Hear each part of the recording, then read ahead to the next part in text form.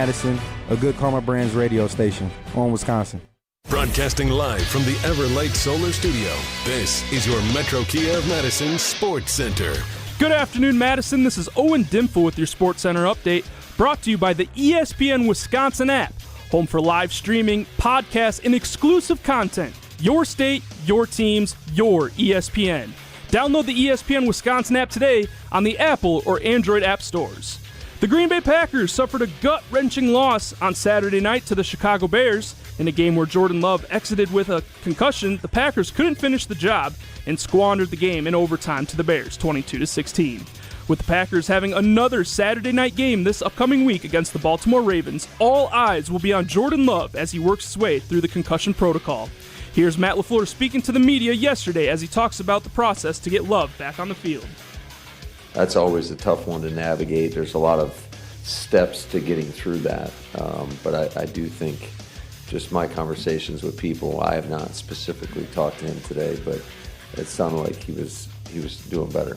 Packers backup quarterback Malik Willis is also dealing with the shoulder injury he suffered late in the game on Saturday. You can stay up to date with the Packers quarterback injury news and updates on ESPN.com and right here on 100.5 ESPN. Jim, Matt, and Molly starts now. Metro Kia of Madison, Madison's trusted Kia dealer. Stop into Metro Kia on the east side of Madison or metrokiaofmadison.com. This game on Saturday was huge. A couple weeks ago, I thought, the series is going to split. You got to keep your chill with Jim, Matt, and Molly. Now it just feels even more important. Bears rush forward. Willis floats one deep. He's got Dobbs. He's got it. Touchdown, Green Bay. Both of our teams are going to be in the playoffs. And I think if they win Saturday, they're probably going to win the division. This is Jim, Matt, and Molly on 100.5 ESPN, the ESPN Wisconsin app, and ESPN Madison on YouTube. Obviously didn't end the way we wanted it to. Too many errors in critical moments that got us beat. Had a fumble in the red area. Churning forward and then right, try to pry it away, and the ball came out. Oh, he did. We didn't feel an onside kick. And it's loose on the ground. Who's going to get it?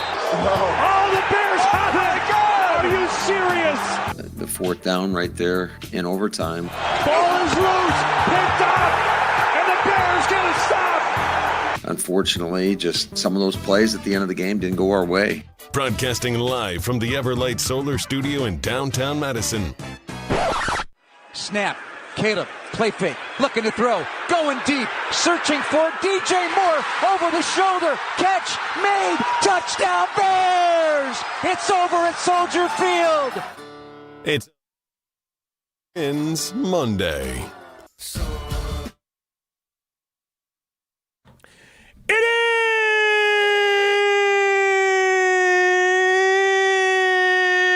is Jim, Matt, and Molly. We are presented by Coors Light. The mountains are blue, you know what to do. And that's crush a Coors Light. I'm Jim Rutledge. I have the power. I have the energy. I have the King of the North Crown on right now, live in the Everlight Solar Studio.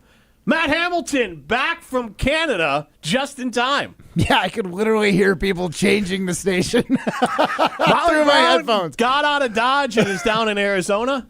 Savage. She knew what was happening today. No. Yeah, she knew the Bears were going to win this. And primetime Wollershaw behind the glass. Get into the show, 844-770-3776. That's the Cardinals Talking text line. This is more. Why not come back for this, Ryan? Yeah, I was going to say, Matt looks like a prisoner in the studio right now. Oh, my gosh. What the heck am I doing? Why have my life choices brought me here? So, unfortunately, Matt still has to work. You can see Matt Hamilton dressed in his funeral blacks today. Yeah, I got if. Like, what if? What if? What if? I got ifs all over my shirt today for all the questions I have about the Packers. We're going to do the roller coaster of emotions here in a minute, but one if. You get one what if. What is the biggest one in this game? Because for me, there was only true one lucky play in this game where luck was on the Bears' side that you can't explain it except for luck is the residue of design. Is the onside kick? Yes. I would say the face mask, too, by Warren Brinson was a big one that started the collapse. Yes, that one there, too. At that point, the Packers had a 99.5% chance to win, according to ESPN Analytics. But I was going to say, the Bears had one more play after that. In theory, it would have been a hard play. It would have been like probably a 4th and 25, yeah. But that's probably more likely than the 8% chance that you have to recover an onside kick. I don't know. Honestly, a 4th and 25, the odds of converting that might be like 3%. It could be. It's probably worse than 8. I would imagine. It's close. The only time I've ever seen it is Donovan McNabb. Yeah, I guess against the Packers. Yeah. Once again, it would have been another past trauma for the Packers and a loss that would have come back in a game. All in one game against the Bears, of course. What if Brandon Bostic was still on the Packers hands team? Nothing changes. That's my if. What if Brandon Bostic still played for the Packers?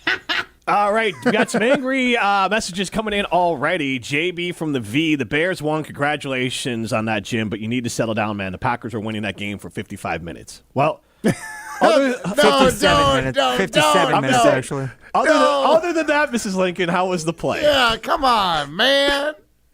If you don't win all 60 minutes, you're going to lose the game. Right. And rightfully so, JB from the V. My goodness. You should drag my ass if I ever do that. Because also your title town, your Green Bay, this isn't about moral victories. But also I'd like to point out, since Caleb has arrived, the Bears are 2-2 against the Green Bay Packers. A blocked. So, I probably sounded whiny. I hope I didn't. When the Bears lost on a blocked field goal attempt at Soldier Field 2 years ago. A game that Jordan Love played all the way through, and Caleb Williams put the Bears into position. Mm-hmm. Then the Bears go to Lambeau Field last year, and they kick the game-winning field goal. Caleb Williams leads the game-winning drive. Then Caleb Williams has an opportunity at the end of the game to lead another game-tying, possibly winning drive because they would have gone for 2. He throws the interception. And then in this game, he has 2 fourth-quarter plays to make the plays to win this game. These two teams are incredibly equal football teams, especially now that Ben Johnson is the coach of the Bears. This is going to be a rivalry for a while, and these two teams, I think, are very evenly matched. I don't disagree with that. We said the rivalry was back, and I think it's part of it for Packer fans is like, hey, you know what? You split last year. That was just good fortune. It's not going to be that way. And now that it's it's happening, the Bears are showing that they are equals again. It is good for the rivalry. I hate it, personally. I'd rather just Now the games are more of a coin flip. I know, and I dislike that. I want the Packers to just blow out our divisional opponents. I want to go back to winning the North for fun. Now, JB from the V playing all the hits. Act like you've been here before, Jim. Embarrassing. I'm sorry. Embarrassing. What reaction would you have had, rightfully so, if Jordan Love hit Christian Watson on the same damn play?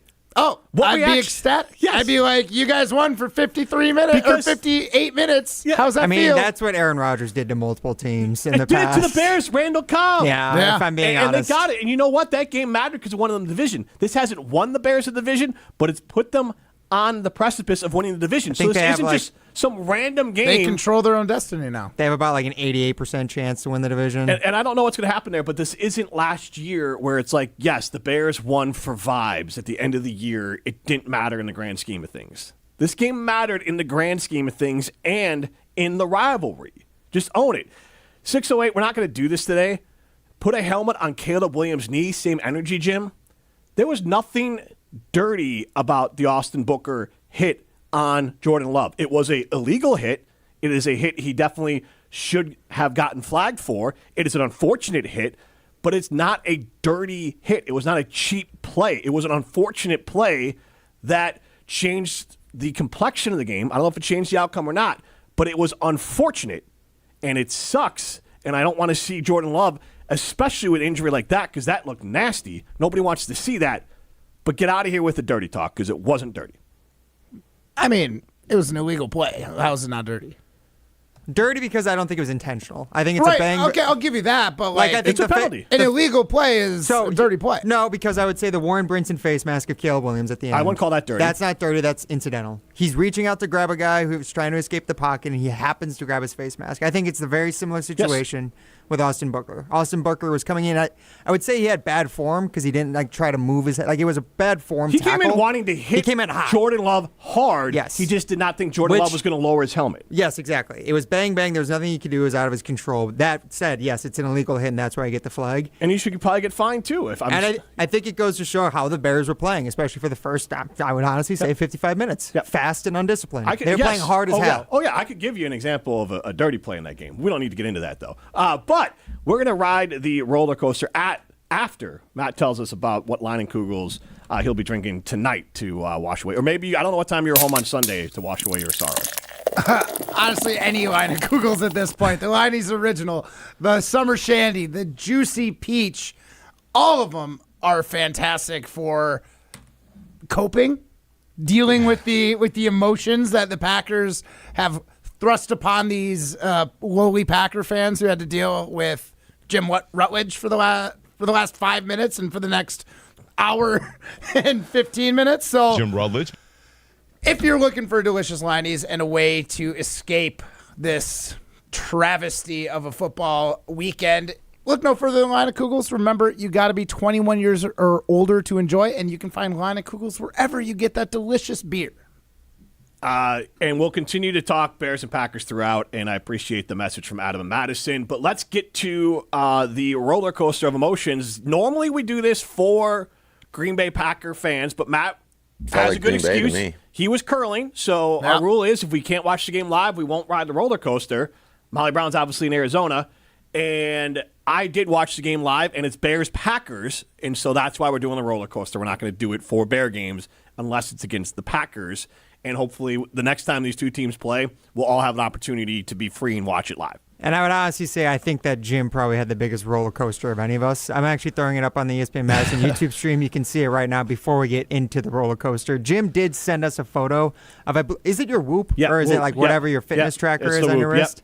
It shows what his heart rate was throughout the game. Now, you can kind of see that little bit of squiggles up and down. Looks like somebody's going into cardiac arrest in the hospital. It looks like something literally from a movie. I have that also side by side with the Packers win percentage in this game. You can see there's a pretty clear delineation here, guys. I feel like my econ professor in high school. Pretty clear correlation between those two graphs. But yes, Jim was on the biggest roller coaster, I think, of any of us on Saturday night. Now, we'll get to the roller coaster in a minute, but it is funny that my kids were asleep upstairs. They were asleep? Yes. Because my oldest, they're not huge football fans. My youngest has a way earlier bedtime, like too late for her to stay up. Fair. And then my oldest, she's like loosely into football, but she was tired. She wanted to go to bed. So she's not living or dying. Now, the first thing they asked me in the morning was, did they win? And I showed them a video that I'm embarrassed to say I've probably watched 100 times. You and every other Bears fan. There's a specific... Understandably. Yes, it's the Caleb Williams game winner set to like a prayer. And it's really the version from Deadpool movie. It's like the slow down one. I mean, that's how they learned the Bears won, which is pretty cinematic and pretty fun way to learn the Bears won. But sure, I'll take your word for it. I definitely watched it a lot. All right, let's get the roller coaster. The Iceman cometh. The Iceman taketh. How did that feel, Jim? Look, let's just get through it and I'll tell you it all. Okay, Because all right. chills, literal chills with the Iceman. Please stay seated with your arms and legs inside the ride at all times. It's kind of a roller coaster. Sports is a roller coaster. Matt, let me ask you a question. My mind. Time to ride the roller coaster of emotions. All right, Jim, as we said, you were on the biggest roller coaster of emotions throughout this game. So I'll start it off with probably the low point of your roller coaster, I'd imagine. How did you feel with 33 seconds left in the third quarter when Malik Willis dropped a walk-in touchdown pass to Romeo Doubs to go up, 16-6 in this game? Well, that is documented in our show text. Because I tweeted, I messaged you guys. I can't do the whole thing. We are going to lose. We are going to bleep and lose to Malik Willis, and I hate football. So that's where I was at 9:22. You ready to give up the sport? Yes, at 9:22. All right. That's probably the other spike that you see on the chart there if it's on the ESPN Madison YouTube stream. At that point, you guys saw my text. That's where my brain was I'm surprised at. your heart rate wasn't at 0 when that happened. I would have thought your soul just left your body, I'd imagine. I'm actually impressed at the heart rate for myself the rest of the game. But all right, let's. Shocking. Yes. Yeah, either way. All right, well, then I'm going to speed ahead because now we just got to get to the final 5 minutes in overtime because this is where all the sadness happens for Packers fans and all the joy for Jim Rutledge and the other Bears fans. So when the Bears kick a field goal with 1 minute and 59 seconds left after they let all the time run off between plays, 44 seconds between plays, by the way, Cairo Santos hits his third field goal of the game, and the Packers still have a 96.9% chance to win. How are you feeling, Jim? Not great. I definitely was cursing, like, WTF, why the face, Cairo Santos, like, what are you doing? Why did you take so long to kick that? The broadcast, one of the rare times the broadcast was good at that point. And did you hate Tom Brady the whole time? He sucks. Any team is losing is going to say that. No, but like he was saying stuff of like 3 plays earlier, Kyle Monungai like breaks 2 tackles, and then 2 plays later, the Packers make a tackle. Like, the Packers missed a tackle all day. I'm like, bro, we're on the same drive. Felt like Green Bay to me. Same drive. But we don't need to get into Tom Brady, but he was fine. He's better than he was, but he was mid. And he was very complimentary of Caleb Williams throughout. Mm-hmm. So it's not about hurt feelings. He's just kind of replacement level. Greg Olsen, there's way better players, people that could be on there than Tom Brady. Maybe he'll get better, but he's far from good. So at this point, Jim is ready to give up the sport of football, and he's ready to boycott Tom Brady. Understandable. Yes. So the kick goes through. I expected him to miss it, honestly. The fact that he made the 3 field goals was... Cairo Santos got a game ball. He deserved a game ball from Ben Johnson after the game. Whew. But, yeah, I was upset because it clicked just under 2 minutes. So and then they lost a 2-minute warning. They only had 1 timeout, so that's why that mattered. And then that's why they have to kick an onside. Yep. With 1:59 left, the Packers still have an 86.9% chance to win after Romeo Doubs muffs the onside. Jim, how are we feeling at this point? So before the kick, my wife was sitting on the couch. She was kind of like looking at her phone or whatever, and I turned to her. I'm like, look, Bears probably won't get this, and the game will be over real quick. We can watch something else. So you thought that the Packers would take care of business? Yeah, still. I mean, 1 timeout, like we'd see it through till it was officially over, but like the time was gonna run quickly because like, hey, the Packers get it, the Bears call 1 timeout. Let's say the Packers go 3 and out, they get the ball back, they maybe have like 40 seconds left. Not a lot of time. And with 24 seconds left is when Caleb Williams finds Jade Walker wide open on a blown coverage by Keyshawn Nixon and Nate Hobbs in the back corner of the end zone. 4th and 4. How are we feeling now, Jim? So first, Blackwell recovering that. I figured, honestly, my first thought was on the onside kick that Romeo Doubs got it back. Even though there was 7 Bears there and 1 Packer and Romeo Doubs. Also, Josh Jacobs, and I forgot who the other guy was, like, what are you doing? Like, they were watching the paint dry. To Jim, Rollercoaster's about to finish. I know, okay, sorry, but, like, what were they doing? The touchdown to Jade Walker, my first thought was, oh, crap, he threw that out of bounds. And then, crap. My wife turned to me and she goes, what happened? Because you're not reacting. I'm like, I want to make sure that's actually a touchdown because it seems so unbelievable. Caleb's throw, I think Tom Brady compared it to Steph Curry. It was a great throw, one-legged guy blitzing him and threw it off his one leg into the corner of the end zone. Jade Walker wide open because Keyshawn Nixon is bad at football. And he pulls it in, and I predicted Jade Walker would make a difference in this game. I did not think that was going to happen, though. All right, well, and then the key difference at the end. Then overtime, we get a Malik Willis fumble on the snap on 4th and 1 at the Bears' 36-yard line. At this point, the Bears now have a 54.6% chance to win. How are you feeling? At that point, I thought the Bears were going to win. I will die on this hill. The data would agree with you. Yes, I will die on this hill. I don't know if the fumble made that big of a difference. Because if you look at the play, Billings is already through the line of scrimmage. The Packers, you think they would have stopped him either way? Yes, because it wasn't like, it's not Josh Jacobs back there. The Bears' rush defense has done a hit or miss job, but they can stop Wilson, and they were not fooled by it. So my fear was, if the ball is going to Wilson, I think he would have been stopped. Now, if Malik was going to do like a bootleg, keep it himself, then he's got it first. I don't know what the play was going to be, but I feel good that Wilson wasn't going to get it. All right, and then at that point, now we get the Bears driving down the field, and then finally when Caleb Williams throws his 46-yard touchdown pass to DJ Moore, and we get this amazing call from ESPN 1000. Durham Smythe, the fullback. Snap. Caleb, play fake, looking to throw, going deep, searching for DJ Moore, over the shoulder, catch, made, touchdown Bears! It's over at Soldier Field.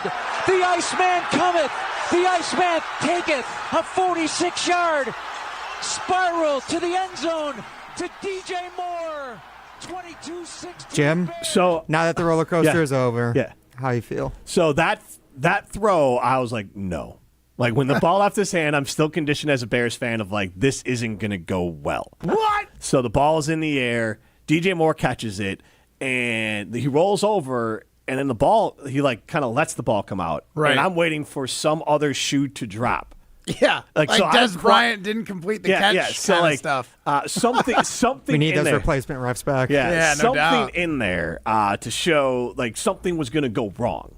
And the fact that it was a touchdown and they put the final up, and I didn't believe it until they started shaking hands that the Bears had actually won a game like that. And then after the moment to learn that Caleb put his hands in his pocket the second he let the ball through because he just was kind of satisfied with the throw and knew it was going to be a touchdown. And the fact that he did this Iceman thing, it's not exactly it. There's a little bit of a misnomer on the internet. So you rub your arms on you can see on the ESPN Madison YouTube stream. He rubs his arm. Apparently, got it from a soccer player. The ASL for the sign language thing for bear is you got to have a bear claw and then you pull down. So very similar, not exactly it. That was a fun little coincidence. He was obviously not doing that, but a nice little cherry on top of the whole thing. So obviously a great emotional roller coaster, and then a lot of schadenfreude listening to Packers Cope post game. And you know what was the worst part about it too? Yeah. And I saw multiple different Packer fans put this out on Twitter Saturday night. Don't worry, Packer fans. It'll only feel worse in the morning. Yeah. And I'll say, as someone who also went through the other side of that roller coaster for Jim, it only felt worse for the next 48 hours until right now. Look, I mean this sincerely. I know how both you feel and all the Packer fans out there feel, and it sucks. Like, I've been there on the other end of it so many times. It was the second week in a sucks. row where I woke up the morning after, and it was the first thing I thought of, and I couldn't stop thinking about it for the next hour after waking up. Just being like, that actually happened. Wasn't a dream. It felt like a dream by the time I woke up, but then going back, watching the highlights again, reading more of the game stories, just being like, wow, I can't believe this actually happened. God. It was real. I hate the Bears. And was spectacular. This is Jim, Matt, and Molly, presented by Coors Light. You're listening to Jim, Matt, and Molly. I think, when they got to the NFC Championship games, they had buys. One seeds? Yeah, they were buys. Yes. Yeah. So, anyways. Semantics. Facts sometimes get you. No, those are facts. No, yeah, it's a technical fact. Take that for data. All right, I'm not going to do it. Technical fact? You mean the facts? Yes. All right, let's go to Brett Madison. You're right. Presented by Coors Light on 100.5 ESPN, the ESPN Wisconsin app, and ESPN Madison on YouTube. Condon Jewelers, the jeweler on the east side, the jeweler on your side. When you see Diamond Jim, you can count on him to be on your side. Selection beyond compare with on-site repair, so you can wear your jewelry with pride. Condon Jewelers, the jeweler on the east side, the jeweler on your side. At Wisconsin Surplus Online Auction, you won't have to worry about your old lawnmower pulling a hamstring. They make buying and selling easy. Wisconsin Surplus Online Auction is simple, reliable, and unlike your fantasy team this football season, they'll actually deliver. Have equipment taking up space? Let them be your surplus solution. You send it in, they list it, people bid, and you actually win. Bid, buy, sell, and score big today at WisconsinSurplus.com. Because winning isn't just for game day. WisconsinSurplus.com. As a single mom of a young child, I second-guessed if college was even doable. But I'm so glad I didn't let that stop me. At Madison College, I'm getting the support I need, and the advisors have helped me every step of the way, including navigating admissions and the financial aid. My advice to others? Do this for you. There's more to your story at Madison College. Visit madisoncollege.edu to get started.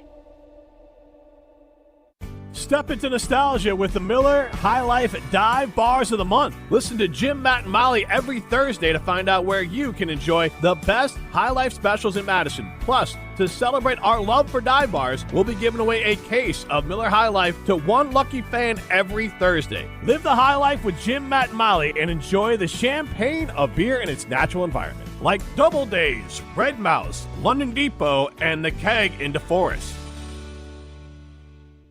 Can you feel it? It's the thrill of witnessing a walk-off grand slam, a game-winning touchdown, a buzzer-beating 3. Yeah, you know the feeling. And there's only one place to experience that raw exhilaration. Potawatomi Sportsbook. Catch all the action in a supreme space with dozens of sports betting kiosks, cool drinks, luxe seating, great food, fiery atmosphere, and a monster video wall. Become a legend at Potawatomi Sportsbook. More info online. Must be 21 to enter casino. Life's better with American Family Insurance because we know you love working weekends. If it means working on your dream home, both inside and out. And we're here to help protect those dreams so you can enjoy peace of mind. Save up to 40% when you bundle home and auto. American Family Insurance. Get a quote and find an agent at amfam.com. Products not available in every state. Some exclusions apply. American Family Mutual Insurance Company SI and its operating company 6000 American Parkway, Madison, Wisconsin. It's December, which means it's truck weather, and nobody helps you gear up like Metro Ford of Madison. Right now, get a 2025 Ford F-150 with 0% APR for 60 or 66 months, with $0 down and no payments for 90 days. The 2025 F-150 2.7L SDX is here with 0% APR plus $1,250 retail bonus cash, $1,000 open bonus cash, and $1,000 MBC. But hurry, offers end January 5th. It's truck weather, so make it count today at MetroFordofMadison.com. Join the Madison Money Guy, Christian Finfrock, for Retirement Income Strategies, Saturday and Sunday mornings at 7. Get the information you need as you plan for retirement. That's Retirement Income Strategies, Saturday and Sunday mornings at 7. Investment advisory services offered through Retirement Income Strategies, an SEC-registered investment advisor. You're listening to Jim, Matt, and Molly, presented by Coors Light. Also brought to you by J&K Security Solutions, securing homes and businesses in the Madison area since 1987.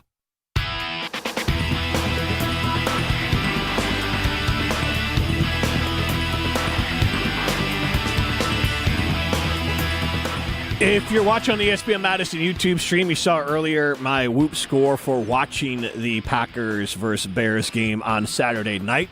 I haven't shared it. Maybe I will on my Instagram. My Whoop score for my workout today at Carbon World Health. It probably looks very similar to my heart rate during the end of that Bear-Packer game on Saturday night. I had a great workout at Carbon World Health. Did the cryo, Matt. They have a new cryo there. It is. It's a cool setup. It's almost more new cryo. Yes, so it's enclosed, so you kind of close the door, which is nice because then you can hang your robe in there and kind of just stand. I will say I did feel a little weird wearing like the little footies, just my underwear and gloves, and I've got like a cylinder around me, but like I'm staring you dead in the eye, and I know I'm like basically naked. Yes. This time you are now. You have your own room. Your own room, basically naked, but it works beautiful. great.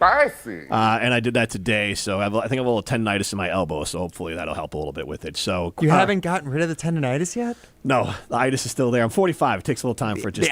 Also, I have to stop doing things, which I don't want. This is one of those things too. He's just got to manage this. Tendinitis isn't going away. Right. It's like how do we manage this the best? So I have a. Keep getting that cryo.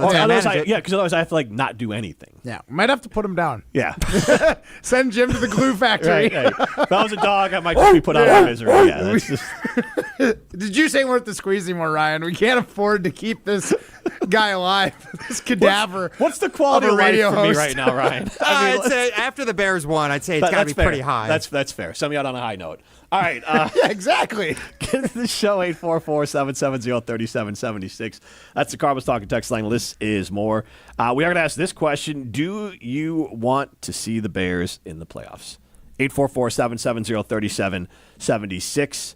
That is our Siding Limited poll question. Matt, your experience, you kind of give us a little Cliff Notes version of it, a little different than mine. Yeah, so I was curling. I was playing in the Grand Slams of curling up in Canada, which are a big deal in Canada. Mm-hmm. But the fact that I have to explain it here shows how big a deal they actually are. Yeah. But like a major, we had made the semifinal, and we're playing a semifinal game against the Swiss team that will be representing at the Olympics. And throughout the game, I had a Canadian fan who I think was a fan of mine. But he kept giving me updates. I was wearing my Packer hat for the game. Yep. And he kept giving me updates on the game throughout. And I don't know if it's necessarily a good thing.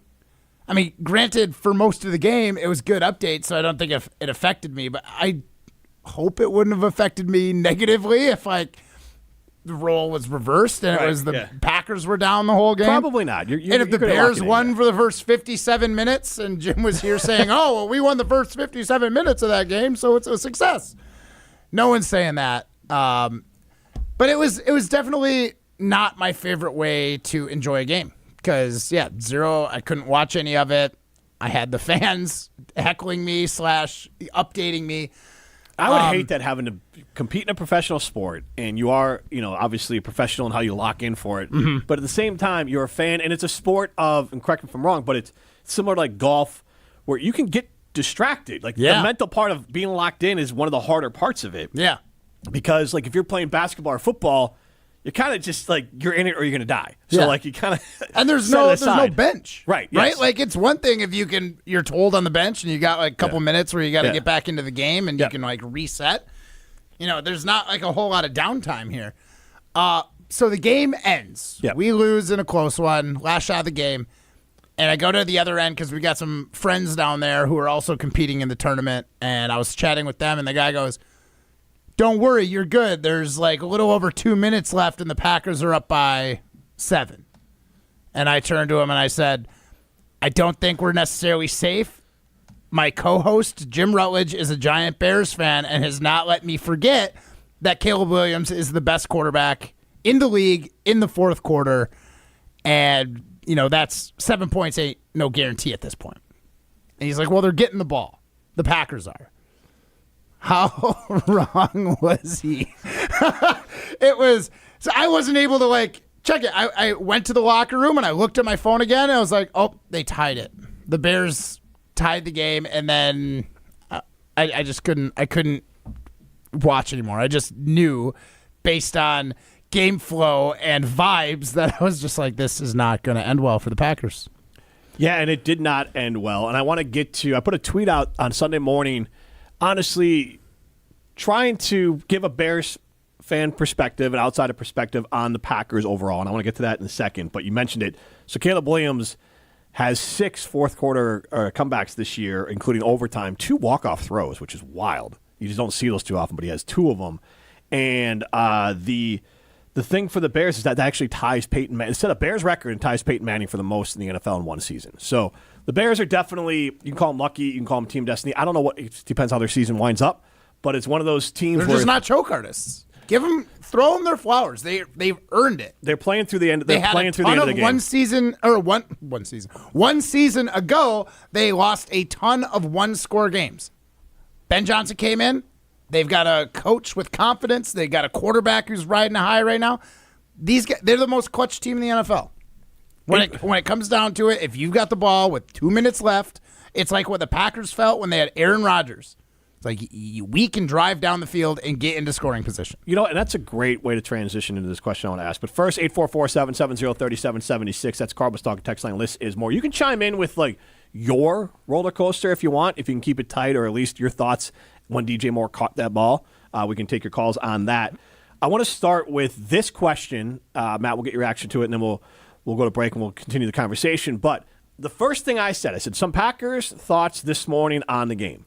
And my first thought was Matt Lafleur is a great coach because you lost Jordan Love to injury mid-game. Malik Willis not even mid-game, but maybe 40% into the game, 45% into the game. And there are 2 different quarterbacks. Like the way that Jordan Love plays, the way that Malik Willis plays are 2 different styles. And this team, one, didn't quit or shut down when their quarterback goes out and the backup comes in. Malik comes in, I believe, leads that team down for a field goal. Yeah, they got a field goal right before the half. So he got them in position. Matt Lafleur trusted him and got the most out of Malik Willis. And let's not forget, Malik Willis was a guy that you got for a 7th-round pick. So over the last 2 seasons, Matt Lafleur has developed Malik Willis into a premier backup quarterback who might even get a chance to start somewhere next year. I don't know, but he's at least a guy. He might be the best backup in the league. He very well could be. Him and Snoop.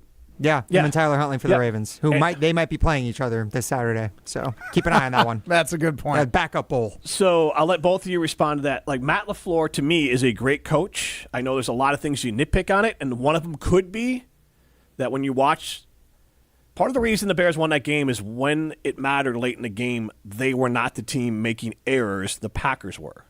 I don't know how much that falls on the coach. That's honestly up in the air because it's not LaFleur's fault that Romeo Doubs couldn't grab the ball.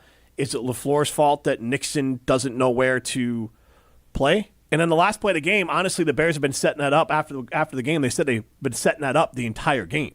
So that's just one great play caller in Ben Johnson. Shot, right? The deep shot. That's one great play caller in Ben Johnson beating another great defender in Jeff Hafley as far as defensive coach, and they just beat him on that play. Like that to me that's just two good teams playing good football. Keyshawn Nixon wasn't even in a bad position. No, he was good coverage. His back. Yeah, it was probably pass interference. It was probably PI. Yeah, it looked close. It didn't look like he was grabbing at him. He had turned his head to look for the ball. I just think it was a great play by DJ Moore. It was a great. It is a great play. And a great throw. And a great throw. Because there's a freeze frame before the ball's in DJ's hands where both of Keyshawn Nixon's hands are over DJ Moore's eyes. But I mean, again, I don't care. I mean, that part doesn't matter. But to me, I thought Matt LaFleur. It doesn't matter because they caught it. If that was missed and they didn't make a field goal, and who knows? They tie the game or the Packers win it. We'd be referencing. By the way, there was definitely a good point during overtime where I was like, the Packers' record after this game is about to be 9-4-2. I 100% thought this game was going to end in a tie at one point. It would not be the first time the Packers had a 2-tie season. Do you believe that? Was the other time like 1950? Yeah. Yeah. Okay. Cool. That is neat. All right, so quickly, and then we'll get deeper into it. Do you guys agree, like on my scale of 1 to 10, how right am I in saying that Matt LaFleur is a great coach? 10. I would say I wouldn't say quite 10, just because if he's a great coach, he's like a Super Bowl winning coach. He still hasn't done that. I'd say he's like a great 8.5. I would not want to move on from him for another like a proposition of another coach. Well, those are two different things. The statement saying Matt LaFleur is a great coach. I'm not saying that I'm not saying he's a 10 out of 10 coach. To me, a 10 out of 10 coach is the elite. Yes, he is. I would agree he is a great coach. He is a great coach. I would put him in the A- category. I think his biggest flaw is his, what's the word, like maybe loyalty to some people on his staff. Just say Rich Bisaccia. No, but he did the same thing with other defensive coordinators. Yeah, like he gives them too long a leash. Yeah, that's part of it. That's his biggest flaw, because I think as far as an offensive mind and getting the guys together and ready to play football, he's really good at it. He's a little too stubborn at times. He's not always flexible with his game plan or like his adjustments. But I think, as Jim said, he adjusted amazingly once Malik Willis came in the game. The offense looked. Do you think he's got like two binders, like a Jordan Love binder and a Malik Willis binder? And once Jordan Love was out, he just set that down on the bench. He's like, time for the Malik Willis binder. I think it's more of like a Malik Willis envelope of plays. Yeah, exactly. Yes, exactly. Like Denny's menu of plays. He has like a 4-chapter binder with Jordan Love in the game, and he just takes out the final 3. It's and that's not a shock at Malik. That's just more of like you can't practice it, but But I guarantee most of the plays that Malik ran, Jordan might not be able to run, especially with some of those options and using his legs like that. And Malik was lethal with those. God, trust me. Like, it was so frustrating because that type of quarterback is impossible to play against, and then you didn't game plan for it. And so some of those plays you've never seen it on film. The one where I was going insane. The one where he juked Tremaine Edmonds near the sideline and got the first down. Like, Tremaine Edmonds is an athletic linebacker. Yes. And he just absolutely juked him, and I think picked up a first down on that play. And he did that like 3 other times. Yeah, so I want to talk more about LaFleur on the other side, because the only case that I think Packer fans are more sick of and kind of over LaFleur than truly have an objective eye on what type of coach Matt LaFleur is. We can talk about that on the other side. This is Jim, Matt, and Molly, presented by Coors Light. You're listening to Jim, Matt, and Molly, presented by Coors Light on 100.5 ESPN, the ESPN Wisconsin app, and ESPN Madison on YouTube. At J&K Security Solutions, protecting your home or business is more than just the priority. It's what we do. I'm President Jeffrey Beckman. Since 1987, J&K Security Solutions has been committed to providing Madison and Southern Wisconsin with dependable security solutions. Whether it's security, fire, or the latest automation solutions, go to jksecurity.com to see how J&K can help keep your home or business secure. Get protected now at jksecurity.com. It's time to wrap up an unforgettable year of Prep Mania. Join me, Hunter Vaughn, and the Dean Dennis Sumrow for Prep Mania Weekly this Monday at 7 p.m. We'll count down the top 5 plays, athletes, and storylines from an incredible year. Relive the highlights, the breakout stars, and the top moments of 2025 on Prep Mania Weekly this Monday at 7 p.m. right here on 100.5 ESPN and the ESPN Madison YouTube channel. Get ready to unleash the dragon at Hard Rock Casino Rockford. Introducing the region's very first $1 million Dragon Link slot games. With jackpots soaring to $1 million, your chance to hit it big is here. Come experience the ultimate gaming adventure. Visit Hard Rock Casino Rockford today and play the $1 million Dragon Link slot games. Your legendary win awaits. Hard Rock Casino Rockford. Let's hard rock. If you or someone you know has a gambling problem, call 1-800-GAMBLER or text ILGAMB to 833-234. 'Tis the season to be planning your holiday events. Whether it's a party for 10 or 10,000, Celebrations has the sound, video, lighting, special effects, and custom-themed decor to make it the best party ever. Hi, it's Jeffrey from Celebrations Entertainment. With us on your team, your holiday or New Year's party will be easy to plan and super fun to attend. DJs, casino games, lighting, and photo booths are just the beginning at celebrationsentertainment.com. That's celebrationsentertainment.com. This is Eric Brown, owner of Siding Unlimited, letting you know that Siding Unlimited installs Pella windows and doors. Right now, you can get Pella windows at a discount with Siding Unlimited. Yes, end-of-the-year pricing is a discount right before the 2026 price increases, saving you big money on your project right now. Buy now, install in spring, and lock in. Looking for new windows and doors? Visit us at sidingunlimited.com or stop by our beautiful showroom in Madison. Hey, it's Jim Rutledge, and if you're like me, you want to look good, feel good, and still enjoy life. That's why I go to Carbon World Health. Whether it's recovery after a long week, boosting energy, or getting your fitness dialed in, Dr. Nestor Rodriguez and his team have you covered. And now, they've got a new med spa in Sun Prairie that has everything you need to look as good as you feel. Carbon World Health isn't just a gym, it's a total wellness experience. Visit carbonworldhealth.com to learn more.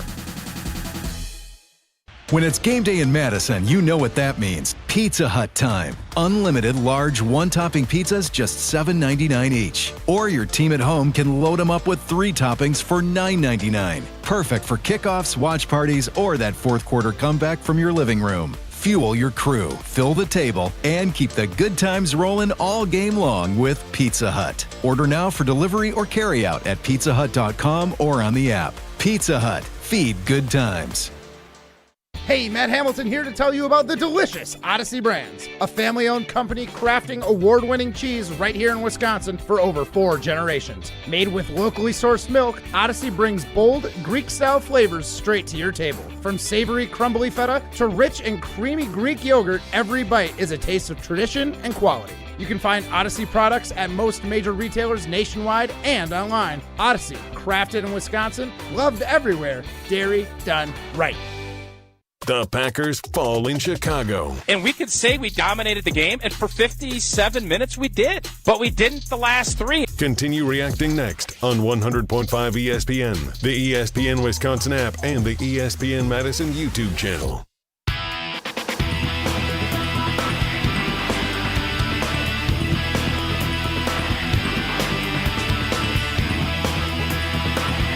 At Canopy Wealth Management, their balanced approach helps guide families through complex and ever-changing landscape, creating a personalized wealth management experience with care, competence, and clarity. Throughout a family's financial planning journey, Canopy serves as a partner, advocate, and steward in all aspects, offering their expertise to help achieve goals with confidence. At Canopy, care, competence, and clarity isn't just a tagline, it's a promise. Go to canopy-wealth.com to get started with them today. It's canopy-wealth.com. I'm Jim Rutledge alongside Matt Hamilton. We are discussing the Bears versus Packers game on Saturday. Get into the show, 844-770-3776. Our Siding Unlimited poll question, that was the Carbos Talk text line. List is more. Our Siding Unlimited poll question is, do you want the Packers to play the Bears again in the playoffs? And right now, 91% of you say yes. I will say this. The best team for the Packers to face in the playoffs, I don't think it'll happen, I think would be Philadelphia. I think Philadelphia. Why do you say that? Just because you think they're floundering? Yeah, they just don't seem to. They seem almost like the opposite of the Bears, where everything vibes-wise and everything seems to be breaking the Bears' way. The Eagles seem to be kind of riding the struggle bus, and they just scream a team that's just doesn't have that magic. And I think the Packers could take them this time. I think that's the team the Packers have the best chance of beating in the playoffs right away. The Bears are right there because they're 50-50 teams, but I just think that.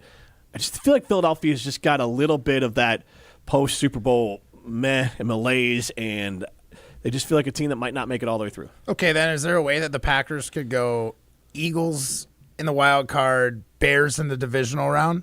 If the Bears would have to be the 1 seed, I think the Eagles would be the 2 seed. Is that how that works? Is that how that would work?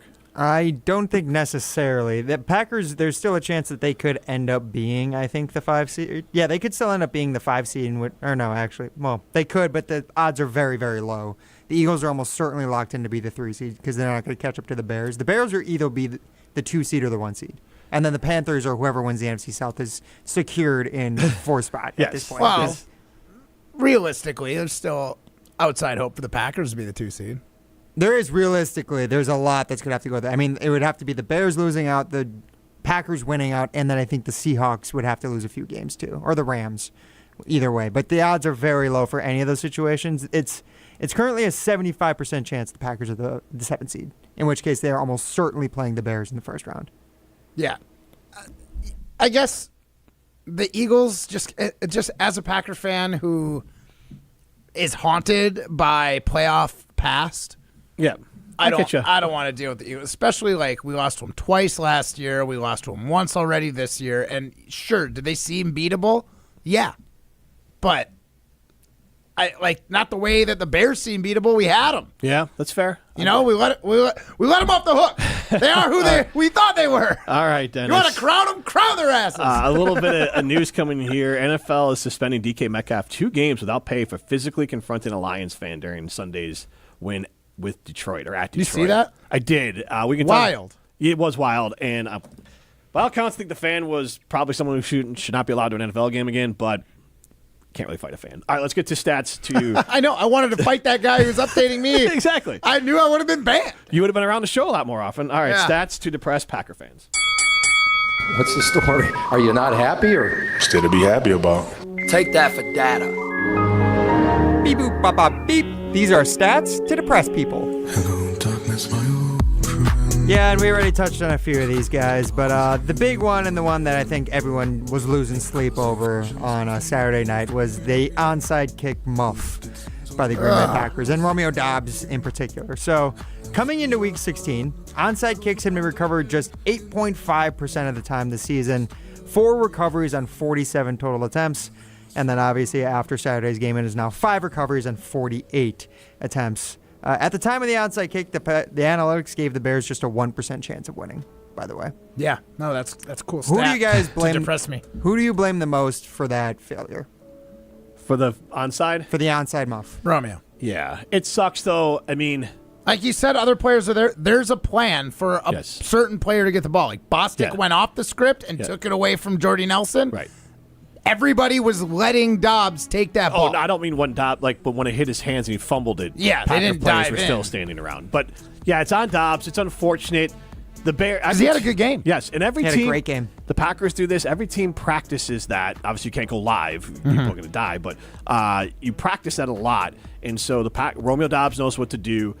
And the Bears know what to do. It's just the way that ball bounces sometimes. It seems like Romeo Doubs' cardinal sin, and if you've ever played sports ever, is don't let the ball come to you.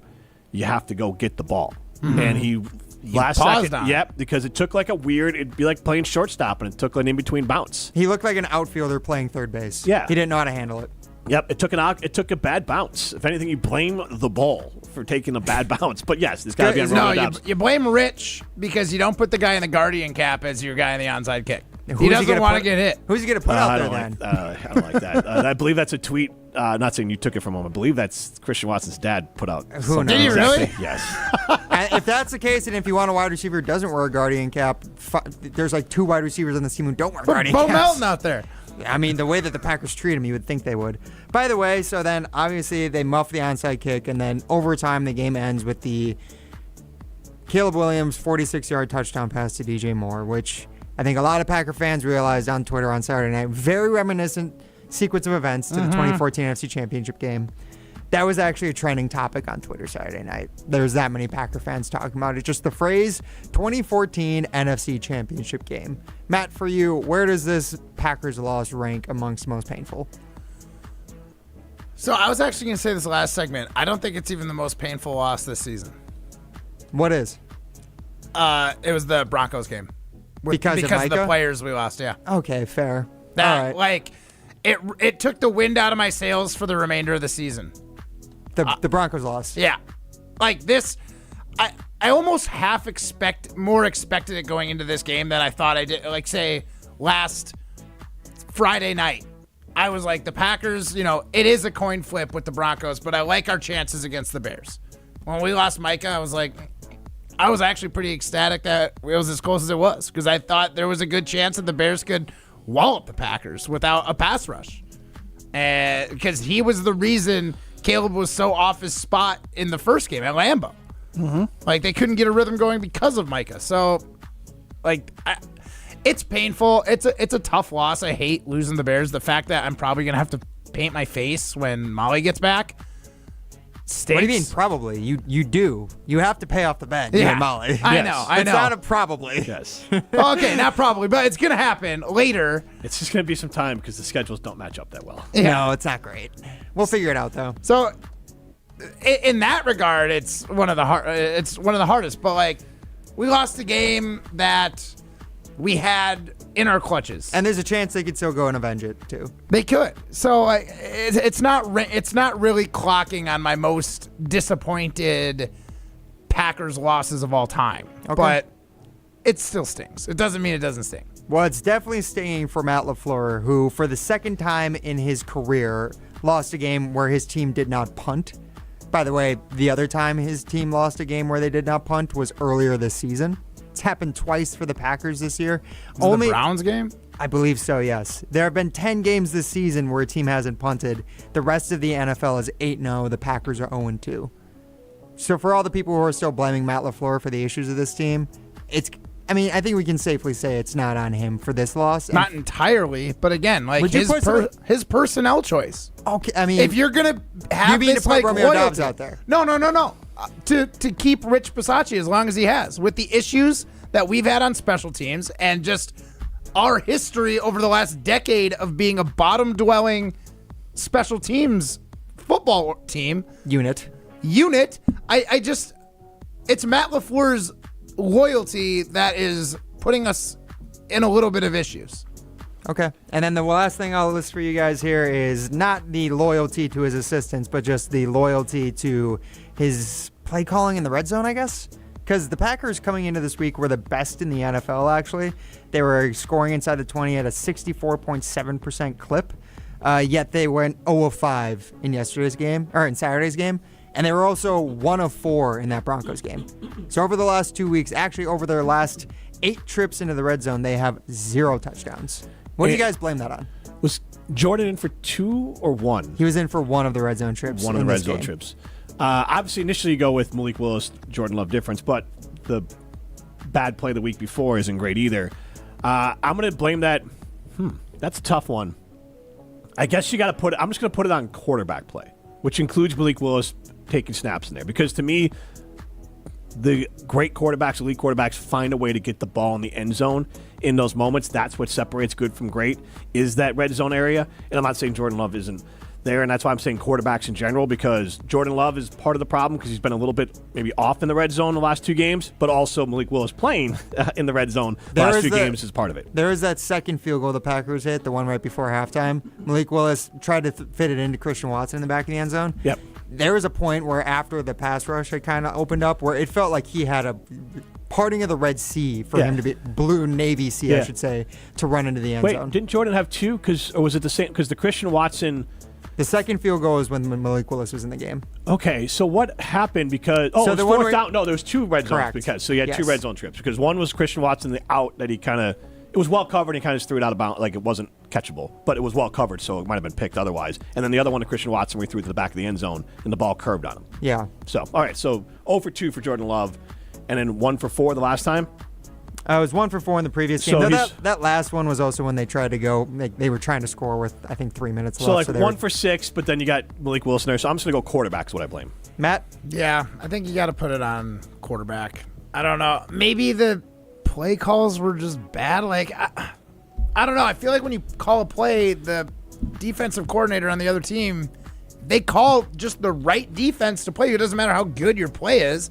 It's about how good your play is against the other guy's play. Mm-hmm. And, he drew the wrong play up because this guy was ready for it. So, yeah, maybe it's Matt LaFleur a little bit, but like Jim said, it's execution. Do you think any of it has to do with the fact that the guy who should be scoring in the red zone every time isn't healthy? Or also he's getting stripped? Tucker being out? Not Tucker. Oh. I'm saying Josh Jacobs. Oh, Josh Jacobs. Josh Jacobs in this game looked like he was 50% of himself. Yeah, he obviously was hurt because they didn't play him a lot. No, they barely played him after the fumble. He never saw the field again. I'm pretty sure, I other don't than think the that outside was, kick. I don't think that was punishment. I think that No, it's because they felt like Emmanuel Wilson was just better because Josh, as much as I appreciate his fight and his willingness to go out there, I don't think he's helping by playing right now. There's a big thing with that we've talked about in curling, like with injury.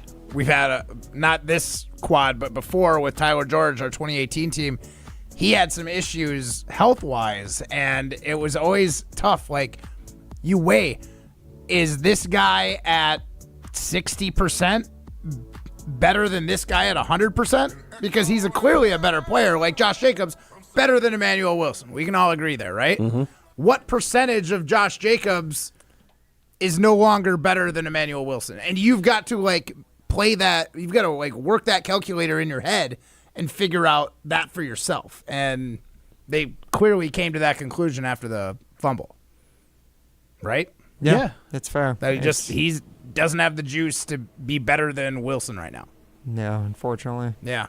All right. Am I giving away case highlight? Yeah, we got to pick up the spirits after the stats to press Packers fans. So what caller? I would say Josh Jacobs is at half of himself right now, so he's number 8. So why don't we go number 4? Caller number 4, 844-770-3776. Caller number 4, 844-770-3776. You win a case of High Life. This is Jim, Matt, and Molly, presented by Coors Light. You're listening to Jim, Matt, and Molly. I only know people who use cream cheese on bagels. I've had it on toast. That's good. Cream cheese on toast? We don't have any bagels. Yeah, exactly. Oh my God. Desperate. Molly's like, in a pinch, you can throw it on some white bread. I think cream cheese is worse for you than Molly's realizing, by the way. It 100% is. I, quite frankly, don't know what cream cheese is. And you don't care. I don't care. Presented by Coors Light on 100.5 ESPN, the ESPN Wisconsin App, and ESPN Madison on YouTube. Rah. Pella Windows and Doors of Wisconsin present your Badger Minute. Here's Pablo Iglesias. This Badger Minute brought to you by Starion Bank with 3 Madison area locations in Middleton, Sun Prairie, and Monona. Starion Bank is here investing in your community. Start your experience at starionbank.com. Member FDIC. Last week, Wisconsin Athletics announced a new NIL entity, Badger Athlete Partners. Jim Rutledge of the Jump Around wonders if it's too little, too late for UW. You can't be dead last in adding something that is rudimentary in the NIL thing. I'm glad the Badgers are doing it, and I hope this isn't too little, too late for the Mac and Fickle era, but what in God's name were we doing the last few years? Catch the Jump Around Thursdays at 12:30, streaming live on the ESPN Madison YouTube channel. Add windows and doors to your Christmas list with 0% interest for 24 months. If you're not getting windows from Santa, visit PellaWI.com today. I worried about starting over. I knew I was interested in IT, specifically the cloud program, but I didn't have any technical training in that field. Now, at Madison College, I'm surprising myself. I really love the atmosphere of this campus, and my instructors make learning hands-on and engaging. My advice to others? Don't be afraid to reinvent yourself. There's more to your story at Madison College. Visit madisoncollege.edu to get started. Coors Light presents To Chill or Not to Chill. When your friend skips your favorite song on the playlist. End the friendship. Or choose chill because that song lives rent-free in your head anyway. And you planned ahead by bringing Coors Light to the party. And the sound of that ice-cold can cracking open was music to your ears already. Coors Light. Choose chill. Celebrate responsibly. 2024 Coors Brewing Company, Golden, Colorado. It's December, which means it's truck weather, and nobody helps you gear up like Metro Ford of Madison. Right now, get a 2025 Ford F-150 with 0% APR for 60 or 66 months, with $0 down and no payments for 90 days. The 2025 F-150 2.7L SDX is here with 0% APR plus $1,250 retail bonus cash, $1,000 open bonus cash, and $1,000 MBC. But hurry, offers end January 5th. It's truck weather, so make it count today at MetroFordofMadison.com. Hi, this is Lee. inviting you to Ruth's Chris Steakhouse in Middleton. We got a great happy hour every day of the week from 4 o'clock to 7, and our patio during the summer is open too. If you're getting married, special occasion, a birthday, anniversary, or even a business meeting, we've got all the accommodations right here at Ruth's Chris Steakhouse. You work hard and sometimes you're not sure what you want to do, where you want to spend your money. I want to encourage you to come into Ruth's Chris Steakhouse and say hello. It'd be a pleasure to meet you. To help those who want to be helped, but may not be able to afford it. That's what PGA Tour winner Grayson Murray had envisioned for a foundation before he sadly took his own life at just 30 years old. His parents channeled their grief into creating the Grayson Murray Foundation, carrying out his vision to help those struggling with mental health and addiction. To donate and learn more, visit GraysonMurrayFoundation.com. Life's better with Drive My Way from American Family Insurance because we know it's more than just a car. It's your escape pod, your adventure mobile, your memory maker. And we help protect the dreams that drive you. Personalize what you pay for auto insurance and you could save between 5 and 20%. American Family Insurance. Get a quote and find an agent at amfam.com. Products not available in every state. Unsafe driving behaviors may increase your rate. Visit amfam.com to learn more. American Family Mutual Insurance Company SI and its operating company, 6000 American Parkway, Madison, Wisconsin. The High Life Dive Bar giveaway is brought to you by Miller High Life. Celebrate local dives with the champagne of beers. Miller High Life.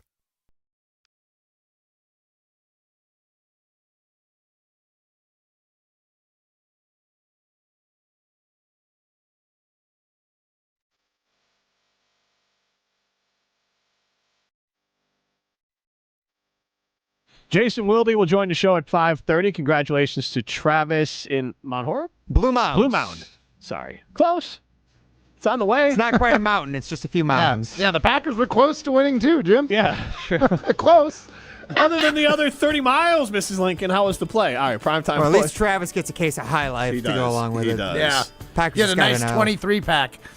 Matt, you're not taking his highlights. Sorry, Travis. Matt Hamilton, Jim Rutledge, primetime Overshine Behind the Glass. Did you guys ever go to Cave of the Mountains? Oh, yeah, definitely. I've never been. Really? Yeah. Oh, my gosh. I never know where you, like, I went to high school and like the Cedarburg area. I also went a little bit in Fort Atkinson. I can't remember if I went in Fort Atkinson up to Cave of the Mountains and Cedarburg over to Cave of the Mountains. I feel like I went twice, but it was definitely like a school trip. That and Horicon Marsh. Totally. There was a school trip. I probably went 5 times during our middle time. school trip was we went to Kettle Moraine. Okay. Went to the Kettle Moraine state park. Yeah, over you're there. a different part of the state. Yeah, up in the 920 there. Yeah, Kettle Moraine State Park is great, but it's no Cave of the Mountains. It is. No. I almost broke my leg there. Really? Yeah. Yeah. Wow. And then we were running down, me and some other kids, for some dumb reason, we're running on like this walking trail where it was terrible weather. It was like very slippery. And I just like went face first, caught myself with my hands, but my leg came down on this giant rock, like the size of my head. Yeah.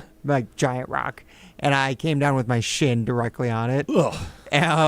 It was bleeding quite a lot. And we were in the middle of like the state park where there was no teachers, no like chaperones around for maybe like half a mile. Nice. So I think I just limped. I'm pretty sure I just limped back to like wherever our bus was and just sat down. You didn't find like a clean leaf and a vine to like make your own tourniquet? bandage. Yeah, and then, Ryan, here's something to look forward to. In about 10 years, you're just going to feel random pain, and you'll be like, oh, that's from when I did that when I was... when I was 11. Oh. That's when it'll come back. When Jim was 12, he fell down and hurt his elbow, and now he's got tendonitis. There you go. And he can blame it on that. It's like super bad.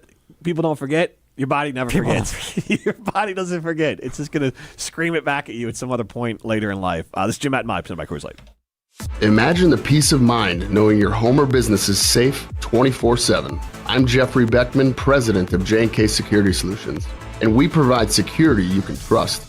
Serving Madison and southern Wisconsin, J&K Security Solutions offers state-of-the-art home and business security systems tailored to your needs. From video surveillance to home and business automation, to find out how J&K Security can help secure what matters most in your life, visit jksecurity.com. This is Wisconsin volleyball national champion Devin Robinson. You're listening to 100.5 ESPN WTLX Monona Madison, a Good Karma Brands radio station. Broadcasting live from the Everlight Solar Studio, this is your Metro Kia of Madison Sports Center. Good afternoon, Madison. I'm Ryan Wollersheim, and this is your Sports Center Update brought to you by the ESPN Wisconsin app. home for live streaming, podcasts, and exclusive content. Your state, your teams, your ESPN. Download the ESPN Wisconsin app today on the Apple or Android app stores. You can also go there to listen to the continual reaction to the Green Bay Packers collapse in Chicago on Saturday night, losing 22-16 in overtime. And the Packers still licking their wounds, quite literally, as head coach Matt Lafleur confirmed yesterday that Jordan Love is in concussion protocol after he was knocked out of the game in the second quarter. Also, backup quarterback Malik Willis is dealing with a shoulder injury that he suffered on the final play of regulation. Now, the loss against the Bears very likely kills the Packers' chance to win the NFC North, but they still control their own destiny to make the playoffs as a wild-card team. Packers' magic number is now 1 after the Lions lost to the Steelers yesterday afternoon. Thank you, Aaron Rodgers. Packers either need a win or another Lions loss over the last 2 weeks to get into the playoffs. Packers would be the 7th seed if the playoffs started today, and they'd be heading to Chicago for a rematch versus the 2 seed Bears. Continue reacting right here with Jim, Matt, and Molly as we also look ahead to the Packers-Ravens. Packers currently 2.5-point favorites for this coming Saturday's game at Lambeau Field. Metro Kia of Madison, Madison's trusted Kia dealer. Stop into Metro Kia on the east side of Madison or metrokiaofmadison.com. Everybody's ego takes a shot on this show. You gotta keep your chill with Jim, Matt, and Molly. I am savage. So you're not special. Jim, if we want to play this game, we can play this game. And I'm just like, oh my God, this guy's going to swing on Jim. He's a complicated fellow. People like me. I don't think so. This is Jim, Matt, and Molly on 100.5 ESPN, the ESPN Wisconsin app, and ESPN Madison on YouTube. We're learning a lot about each other. Down to our parking garage on a walk, Matt explained how I make this pork loin or whatever it was in full detail, telling me all the acidity, use apple juice, all the things. I was like, Matt, I am never going to remember this. Put like the poles through it and put the apple in its mouth. Like, all of a sudden we're doing a luau. Right. Reading a story. Exactly. I was like, song. Matt, You want I those am muscles never to relax. You want to light some candles, some baby oil. Yeah. Yes, exactly. Broadcasting live from the Everlight Solar Studio in downtown Madison. Alongside Matt Hamilton, here's Jim Rutledge. It is hour number 2 of Jim, Matt, and Molly. We are presented by Coors Light. If the Mountains are blue, you know what to do. And that's Crush a Coors Light. I'm Jim Rutledge. I have the power in the Everlight Solar Studio alongside Matt Hamilton, back from Canada. Primetime War Shine behind the glass. And Molly Brown still on vacation. Like the worst parts of Canada. The worst parts of Canada. The high of my entire 9-day trip, the high temperature was like 6 degrees. Ooh. The lowest low is like minus 35. Not counting What wind do you chill. do? Do you just stay inside then or what? Yeah, basically. Curl, yeah. You curl, you go out to eat, and that's it. Try and spend as much time as you can not outside. Yeah, I don't blame you. It was brutal. And, I mean, no offense to Saskatoon, the Paris of the Prairies, would not recommend so you're on a visiting. do not recommend. Yeah, it's fine. I'm sure it would be okay in the summer. There's a nice river that runs through it, but it is so flat. Like, that whole part of Canada country, like, I could see hundreds of miles over to Winnipeg. Yeah, basically. I felt like I could. Is it basically just North Dakota, but north of the border? Pretty much. I don't want to say it's that rough. Strays at North Dakota. Here's the thing. I've only ever been to North Dakota in the winter as well, and it is just as brutal. It's never not windy in these places. Right. Yes. So, like, when it's minus 5 degrees, the wind chill's like minus 25. Oh, God, that sounds awful. It was brutal. It was a brutal place to be. I have never worn long johns so many days consecutively in a row. And it was out of necessity. It wasn't just because, like, oh, I like to be warm. It's like, no, I like to not die. What's the biggest tourist attraction in Saskatoon, do you think? Is it the curling club? Yeah, the Natana Curling Club. Biggest draw to Saskatoon. It's a college town. University of Saskatchewan is in What's the Saskatoon. mascot? The Wolves. The Saskatchewan Wolves. They're the Wolves, yeah. Okay. Or the Husky or something. Some one of those. I don't know. We played in their hockey arena. Okay, Yeah. nice. I will say, I'm sure it's not that bad, but I've only ever been there when it's been cold, and I don't love it. Okay, so you're not, but are you booking a trip back for the summer months? No, I don't think so. I think it would be better. I think a lot of people go up there to like hunt. I think it's a big hunting destination in the fall. I mean, yeah, if you can see from miles. Yeah, honestly, there's nowhere for the prey to hide. Yeah, but that's not the first time Ryan said that. I'll tell you that. Hey, trust me. No place Trust for the me, prey to hide. Yeah, exactly. I've scouted out some locations. Yeah, Ryan says the Prairie Creek Hunter. Yeah, yes. Yeah, exactly. Yeah, Ryan is familiar with hunting in the prairie. The Saskatoon Slayer, some call me. Yeah. Some people. That's what they know me as north of the border. Yeah. Don't quote Ryan on that. On his Tinder profile. Let's review our don't quote me's.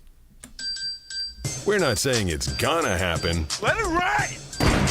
But if it does, then we want credit. Say that again, because that is an amazing take. I told you all. If not, well... Don't quote me, boy, because I ain't said... Yeah, guys, we already went through our stats to depress Packers fans. Now that's what we know about the game afterwards, after the fact, looking back on it. But going into the game, we also had to make our bold, don't quote me predictions for the contest, guys. And it's pretty clear that none of us saw this game going the way it did.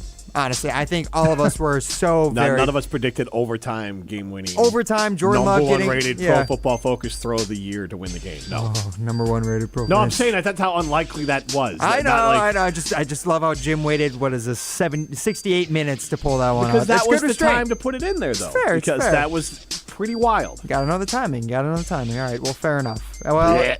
Well, I agree, Matt. I agree. Well, coming into the game, none of us saw it the way it actually ended up going. So first, let's start off with Jim Rutledge. He was the winner. He's the one who gets credit because he did say in his Don't Quote Me prediction that the Bears would win this game, which I did not consider bold at all, by the way, because the Bears did end up being favored. Right. So that part of it was not bold. Though the part that was bold is Jim said that Caleb Williams would finish with a 65% completion percentage, over 300 passing yards, and 3 touchdowns.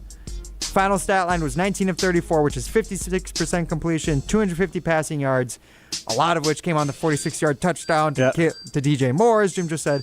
And he finishes with 2 touchdowns, both of which in the final 5 minutes of OT and final 5 minutes of regulation and OT, excuse me. By the way, he was 10 of 18 for 121 yards in that final, really 10 minutes of the actual game.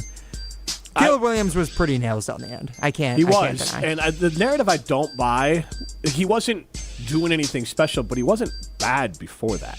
Like a lot of, you go to 10 of 18, a lot of his were throwaways. A couple of his sailed on him. There were 1 or 2 that sailed on him. And every quarterback's going to have something to sail on. He was so close to Xavier. Xavier McKinney had his hands on another pick and dropped it. Yep. That one was the only truly bad throw I can remember him And that's partially, Caleb puts a lot of zip on it, and so they're hard to catch. It's not the first time he's put a ball that a defender can't catch because it's just too much. Well, even if he didn't catch it, then his tight end wasn't going to catch it. This was one McKinney. There's no excuse for him. I'm not excusing. I'm just saying that Caleb was average and then elite. He wasn't some disaster. Honestly, credit back to Lafleur.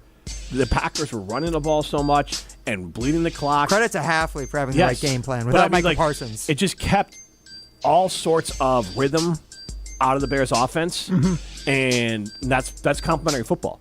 Yeah. Like Matt Lafleur said, you know what? We need to bleed this clock, and we need to not let the Bears catch a rhythm. And obviously, the Packers had to make him go 3 out a few times, which was stopping the run early and then making Caleb throw on 3rd and long. So it was just really good defense early, and then Bears and Caleb kind of cracked it a little bit late. Matt, were you surprised at all by the fact that the Packers' defense played as well as it did without Parsons? I was shocked about it throughout the entire game. Again, so having not been able to watch it and hearing the updates, I was surprised at the score. Every time he let me know, like, they didn't get in the end zone until the 4th quarter? Yeah, until the Jade Walker touchdown pass with 24 seconds left. Yeah, so, Now, they did have the ball on the 3-yard line and snapped over their... That was hilarious. Their I'm sorry. running back When that happened, just a stupid play. That was so funny. That's the Ben Johnson experience. If you're going to take all the good, you got to take once in a while. It gets too cute, and that was too cute of a play. Getting too cute on the opening drive. It was dumb. It was awful. I'm not excusing it. It sucked. I know. It's just. I was like, that's just a price I pay, I guess. That was another reason why watching the game, I was just like, no way the Bears can come back and win this. They killed themselves in this. They're the reason that they're losing, and then the Packers just, of course, found a way to lose it harder. Right. Congratulations, Green Bay Packers. But then Molly Brown also predicting, she was by far the boldest this week, guys. This was a 5 out of 5 on the boldness scale. I know, Matt. I know. She predicted that Jordan Love and Caleb Williams would both have career best performances in this game. Okay, that's pretty bold. I would say Jordan Love obviously kind of, disqualified since he got knocked out of the game, didn't have a chance to have a career best performance. But we decided that in order for either quarterback to have what we considered a career best, we were just going to say they would have a career high QBR. Jordan Love ended up finishing with a 78 QBR, scale of 0 to 100. He ended up having a pretty decent game. Caleb's QBR was pretty good. He had an 81, which is his second highest of the season, pretty far behind his 88.8 against Dallas. Caleb didn't, obviously when you're that, pretty mid, I would say, through the first 55 minutes, but then to even finish with that high of a rating because of what he did in the final 10 minutes speaks to, that he was clutch in this game. Good for him. Matt Hamilton, now I know you scoffed at me saying that Miles was the boldest. Yours was the second boldest. Okay. Yours was a 4 out of 5 on the boldness scale, saying that Matthew Golden would have his first and second career touchdowns in this game. He had not, I think he had like 20-some catches coming into the game. And he finishes with 2 carries for 4 yards and 0 catches on 1 target. Yeah. He played 22 offensive snaps. That's 31% of the team's total offensive snaps. I want to know what the deal is. Is he just not that good? I think he is because he's shown. They slowly working him into the offense? Like, that's what I don't understand. Is we went out and got a guy in the first round, and our metric, and I know it's definitely not GM's metrics, but it's like if you're a first rounder, you're supposed to be brought in to make an impact. And they clearly had no plan on this guy being an impact player in year 1. I think they might have, but I do think injuries have kind of derailed a lot for him too. And part of me wonders if that's why he's not playing like full snaps at this point too. Still a little injured. Yeah, he's got the wrist injury. I think he had another. I want to say it was we can ask Jason Woolley later. I want to say he had a hamstring issue earlier in the year too. But yeah, he's been nicked up, and I think it's kind of set him back, unfortunately. Yeah, and doesn't correlate directly, but a smaller receiver in theory could be more injury prone. Yes, but possibly. The first year for Matthew Golden, I think we can say, has been a bust. I don't think Matthew Golden is a bust yet. Yeah, I don't think he is either, but right now he still has time to write it. Underachieved his draft position. If he goes out and he has like 4 touchdowns over the final 2 games and then whatever playoff run they have, then I'd say it's worth it. No, it's not. If ifs were fifths, we'd all be drunk. I don't think Chris used to say. And we can still get drunk. Matthew Golden can still go out and do that. There's still a chance for him to rewrite his story for the season. There is. There is. Just like there's a chance Caleb's going to throw for 4,000 yards this year. I don't think it's going to happen. He has to throw for 300 the next 2 games per game. That's possible. It's possible. I'm not betting on it. That's fair. All right, and then Riley Yauk, who was filling in with Jim Rutledge on Friday, he had a pretty equally bold prediction to Jim's, except he just did it for Jordan Love, who, as we said, knocked out in the second quarter. Makes it pretty hard to judge how accurate this prediction was. Saying that Jordan Love would have over 300 passing yards, 3 touchdowns, and 0 interceptions. I don't know if he would have gotten there. He finished, when he left the game with about 7 minutes left in the second quarter, he was 8 of 13 for 77 yards. So he's probably not hitting that mark. Really kind of missed his chance when he missed Christian Watson twice in the end zone on the first 2 red zone trips. And then he also predicted that Caleb Williams would throw another decisive interception in this game. Very clearly did not happen. So Riley Yauk, probably the most incorrect of the week. Congratulations. And then my prediction, guys, rounding it out. I don't know how bold this was because we didn't actually get a chance to ask before the end of Friday's show. Caleb Williams rushes for a career high in rushing yards, which would be over 70, and that the Packers defense would get 2 interceptions. Just on its face, how bold do you think that was? Meh. On a scale of 1 to 5, that's a meh. 3 or 4.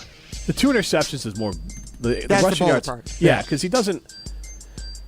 Caleb, I feel like, is like a 30-yard most games guy. Which is exactly what he finished with in this game. I mean, he had 3 carries for 30 yards. I'm pretty sure all of which came in the fourth quarter, like with 5 minutes left in the fourth quarter. He didn't run the ball at all, which was crazy to me. So it's funny. It almost, like, having watched a lot of Bear games, it almost seems like for the first 3 quarters. Now, Cleveland, he balled out the whole game, and same with Dallas for other games. But it seemed like early on, Caleb's like, I want to play specifically how Ben Johnson wants me to. And then in the fourth quarter, he's like, I'm now going to mix in my own flair. And that's what leads to the explosion, where he can just have these big plays in the fourth quarter and nobody can stop him because he's still smarter than he was last year. But it's like the first 3 quarters, he's like, I want to play perfect Aaron Rodgers quarterback. And then in the fourth quarter, he's like, I guess I'll go full Favre and see what happens. So I actually made the comp to him a couple weeks ago after that first Packers-Bears game. I said it felt like he was watching Aaron Rodgers towards the end of the game in that second half. Based off your description and based off of, especially after this game, I feel like I have a new comp for what it feels like he might one day become. I don't think he'll quite be Aaron Rodgers, but I think he'll be what it was the next closest thing to Rodgers in his heyday, which I think is honestly what Russell Wilson was for a lot of years. Yep. Yeah, Russell's a common comp for him. It feels very similar just play style-wise, where like you said, he's kind of trying to stick to the script for most of the game. It's not necessarily working. And then he finally just starts improvising and kind of doing his own. Remember back the Let Russ Cook days? Yep. When Let Russ Cook actually kind of worked? Yeah. Like before he went to Denver? Yep. That's it. It's kind of what it feels like the Caleb Williams experience is like. And then, of course, having it be just like a frame-for-frame copy of the 2014 NFC Championship game is now just driving this deeper and deeper into my memory. Yep. But I think that's who I'm going to expect him to be going forward. If he can one day become, we talk about whose ceiling is higher. I still think Jordan Love is on a better pace trajectory than Caleb Williams right now.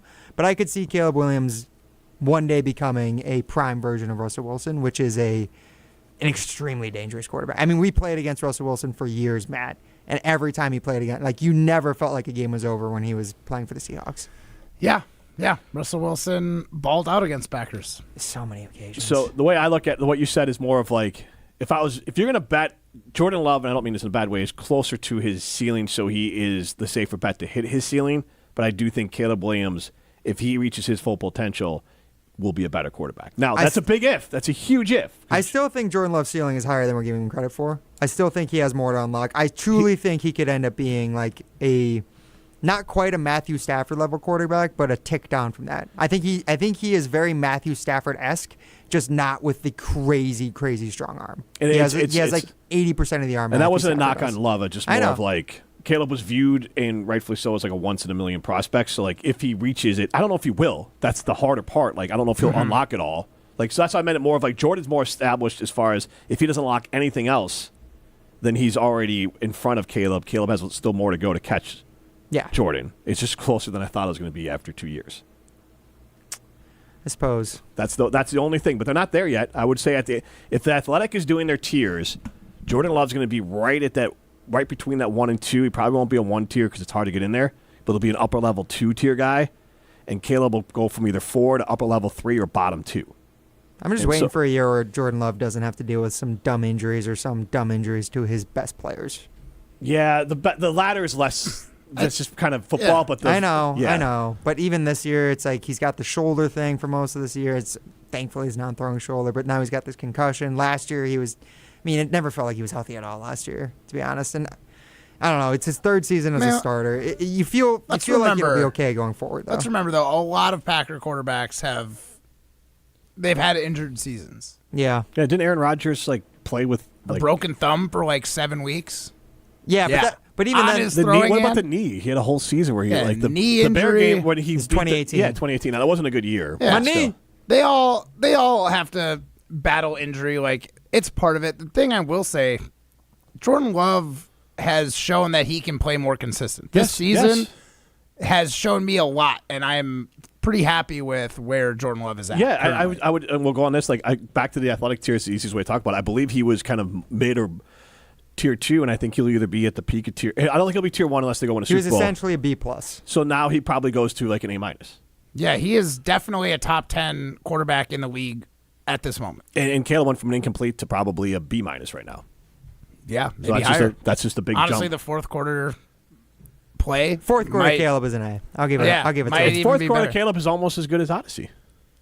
Well, that's not factual because Odyssey is the best. That's actual factual. Is the best feta there is, and that is actual factual. Thank you, Doc Rivers. Odyssey feta is made right here in Wisconsin, down in Monroe. 10 gallons of delicious Wisconsin locally sourced milk goes into 1 pound of that delicious feta cheese. Now, if you're looking for a great Greek experience, look no further than Odyssey. They've got a delicious Greek yogurt, which you can use to make tzatziki. They've got another product very similar to Greek yogurt called labna. I kid you not, you need to try this stuff out. Labna. And it is fantastic. It's very much like Greek yogurt. It's super delicious. It's very creamy. You get that little zing that Greek yogurt gives as well. I'm telling you guys, if you've never tried it, check it out. That's Odyssey Labna. And you can get Odyssey in most retail stores because they're nationwide, baby. So if you want to get your Greek on, look no further than Odyssey and Odyssey products. This is Jim Matt Molly, presented by Coors Light. This is Martin Sensaker from Norway. You're listening to Jim, Matt, and Holly on 100.5 ESPN Madison. This is Eric Brown, owner of Siding Unlimited, letting you know that Siding Unlimited installs Pella windows and doors. Right now, you can get Pella windows at a discount with Siding Unlimited. Yes, end-of-the-year pricing is a discount right before the 2026 price increases, saving you big money on your project right now. Buy now, install in spring, and lock in. Looking for new windows and doors? Visit us at sidingunlimited.com or stop by our beautiful showroom in Madison. Coors Light presents To Chill or Not to Chill. When your friend skips your favorite song on the playlist. End the friendship. Or choose chill because that song lives rent-free in your head anyway. And you planned ahead by bringing Coors Light to the party. And the sound of that ice-cold can cracking open was music to your ears already. Coors Light. Choose chill. Celebrate responsibly. 2024 Coors Brewing Company, Golden, Colorado. Listen to Wilde and Tausch, presented by Pella Windows and Doors of Wisconsin on 100.5 ESPN. That's Evan Cohen of Unsportsmanlike. You can hear him across ESPN Wisconsin. Before you even get to the Giannis trade, I believe they're going to exhaust every other option of increasing the productivity of this team before they ever consider trading him, and then we'll revisit in June. Wilde and Tausch, weekdays 9 to noon on 100.5 ESPN, the ESPN Wisconsin app, and ESPN Madison on YouTube. Celebrate the season of Audi at Audi Madison. Take advantage of 1.99% APR for 72 months when you purchase a 2025 Audi Q5 Quattro. National customer credit is good towards the purchase, finance, or lease of a new Audi, but only available until January 5th. Stop in and test drive today. Check out AudiMadison.com to see current inventory and specials. Start your adventure at Audi Madison today, off the Beltline and Rimrock Road. Ho, ho, ho! Your seat at the table just got better. Step into the High Limit Room at Hard Rock Casino Rockford. This is true high limit play. Experience enhanced game rules including blackjack where the dealer stands on soft 17, better odds, faster play, and authentic action that sets Hard Rock Casino Rockford apart. Your next hand could be your best yet. Find your edge, play your rhythm, and raise the stakes in the High Limit Room at Hard Rock Casino Rockford. Let's hard rock. If you or someone you know has a gambling problem, call 1-800-GAMBLER or text ILGAMB to 833-234.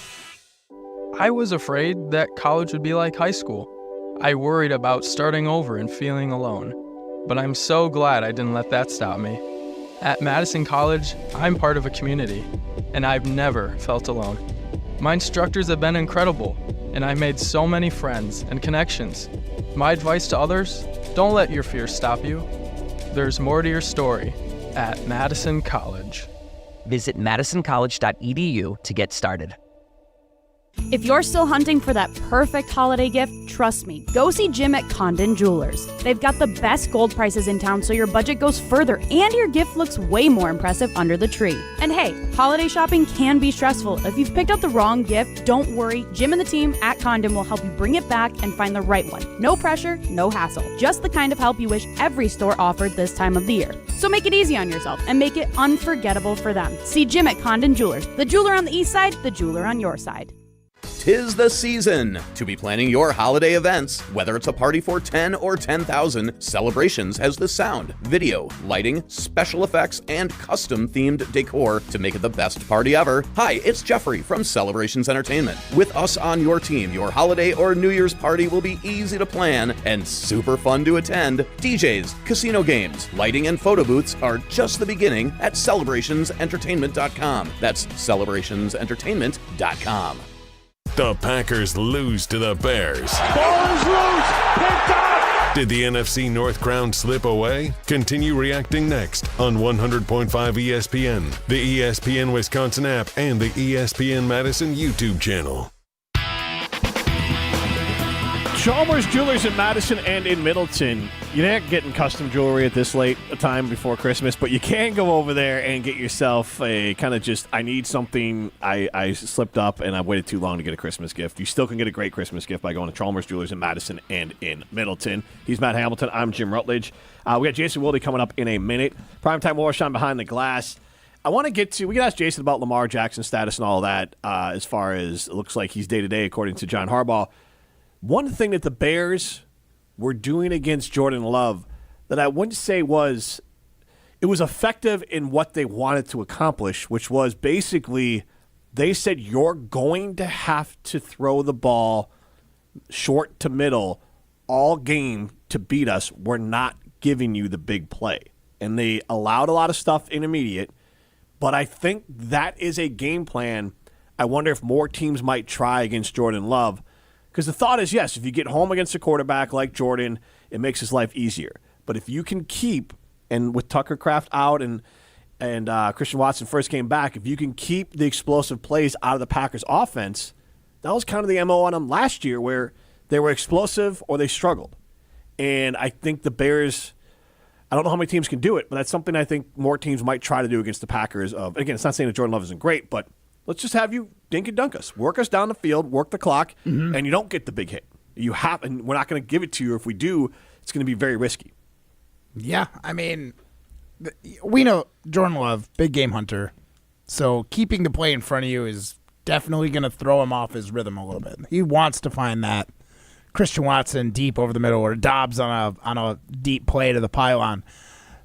That said, they were moving the ball. It was effective. 77 yards in the first half. Now, maybe we can round it up to 100 because he missed a 2-minute drill at 61%.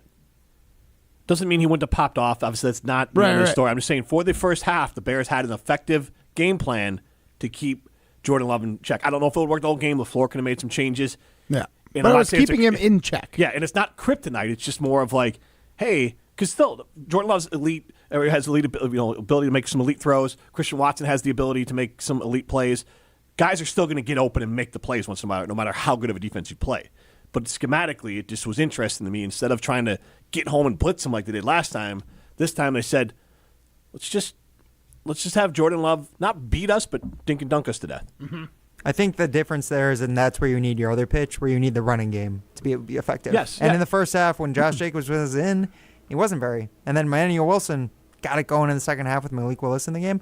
I wonder how much of that is because Malik Willis is in the game too, like how much that changes the way the Bears were defenses are blitzing way it. more when Malik came in the game. So then I feel like there were just more opportunities, more like gaps for him to take advantage of too. And to Emmanuel Wilson's credit, after the Broncos game, I and many other Packer fans were ready to leave him in Denver.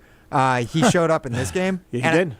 I still don't trust Josh Jacobs to be remotely healthy against that Ravens defense, and I think they're going to make it a hell of a lot harder this next week. We can ask Jason next.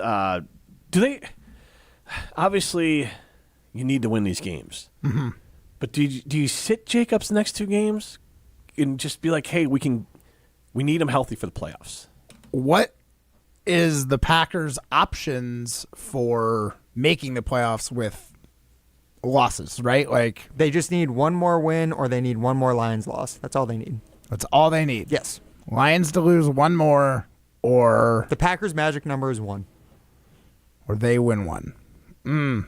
See, that's tough. I think you plan to sit them in the second game if you can get the win in the first, but it's dangerous to throw all your eggs in that last game basket. It is the Vikings. It is. Maybe you do sit them against the Ravens. It might be Max Brosmer, too. Exactly. This is Jim, Matt, and Molly, presented by Coors Light. You're listening to Jim, Matt, and Molly, presented by Coors Light on 100.5 ESPN, the ESPN Wisconsin App, and ESPN Madison on YouTube. Game day in Wisconsin calls for a big play. The Big Dinner Box from Pizza Hut. 2 medium one-topping pizzas, 8 boneless wings, and 5 breadsticks, all for just $19.99. That's enough for you to feed your whole lineup and the fans before kickoff. Hand-tossed, pan, thin and crispy, even tavern style. Pizza Hut has something for every seat in the stadium. Order now for delivery or carryout at pizzahut.com or on the app. Fuel your game day with the Big Dinner Box. Pizza Hut. Feed good times. At J&K Security Solutions, protecting your home or business is more than just the priority. It's what we do. I'm President Jeffrey Beckman. Since 1987, J&K Security Solutions has been committed to providing Madison and southern Wisconsin with dependable security solutions. Whether it's security, fire, or the latest automation solutions, go to jksecurity.com to see how J&K can help keep your home or business secure. Get protected now at jksecurity.com. Ben Brust here to tell you about the Princeton Club. If you're looking for a place where you can better yourself while having a wonderful atmosphere, you have it at the Princeton Club. Strong communities, strong body, and strong mind. All it takes is one small step to start today. You will see that you have everything you need in order to achieve all of your goals. Find your better tomorrow at the Princeton Club. 8 Madison locations where you go in there, you take a tour, and you realize this is a place for me. Find more at PrincetonClub.net. All day, every day, the Carbless Talk and Text line is open for you. 844-770-3776. The Carbless Talk and Text line. This is more. UW Credit Union presents the Prep Mania Student Athlete of the Week, supporting local student athletes as they grow on the field, in the classroom, and in the community. UW Credit Union is here for every you. Learn more at uwcu.org. Here's Dennis Semra with the UW Credit Union Student Athlete of the Week. Our ESPN Madison UW Credit Union Student Athlete of the Week, Milo Boyle, Val Phillips Madison Memorial. What's it feel like to be a Spartan? It's awesome to be a Spartan. You know, our school has a lot of school spirit, especially with like all of our sports, a lot of them being really good and having a good reputation. And you look back in your time at Memorial, what's going to stand out the most, or you can remember the most about being here? I would say I really love all the school spirit that everybody in our school has, and how there's so many different people in our school, and I get to meet new people every day. I feel like everybody's really proud to be a Spartan and really happy to be a Spartan. Congrats, and I hope you have a great senior year. Thank you. Hey, it's Jim Rutledge, and if you're like me, you want to look good, feel good, and still enjoy life. That's why I go to Carbon World Health. Whether it's recovery after a long week, boosting energy, or getting your fitness dialed in, Dr. Nestor Rodriguez and his team have you covered. And now, they've got a new med spa in Sun Prairie that has everything you need to look as good as you feel. Carbon World Health isn't just a gym, it's a total wellness experience. Visit carbonworldhealth.com to learn more. Brian here from Canopy Wealth Management. At Canopy, we create strategies that are tailored to your needs and goals. We've invested heavily in client-friendly software so your assets and plan progress are available to view in one place at any time. Whether you prefer only the high-level information or enjoy the intricate details of the planning process, we've got you covered. Canopy Wealth Management. Care, competence, clarity. It's not just a tagline, it's a promise. Go to canopy-wealth.com to get started today. That's canopy-wealth.com.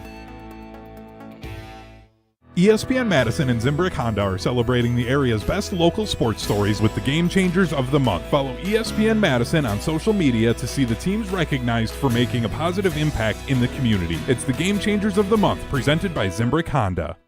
This is Martin Sensaker from Norway. You're listening to Jim, Matt, and Holly on 100.5 ESPN Madison. Jason, I hate doing your show. 3-time Wisconsin Sports Writer of the Year. We are thrilled to have you. Great to be with you. I'm thrilled to be here. Whatever. You're weird. You're weird. Get off my back, Molly. Get a Big Mac, Jason. Okay. Molly said it best. I said fart in the bathtub. She said gross. I love Matt Hamilton. You are 1,000,000% right, Jim. That should be a drop, too. Thank you. Dynamite drop in, my guy. Thank you. Jason Wilde is on Jim, Matt, and Molly.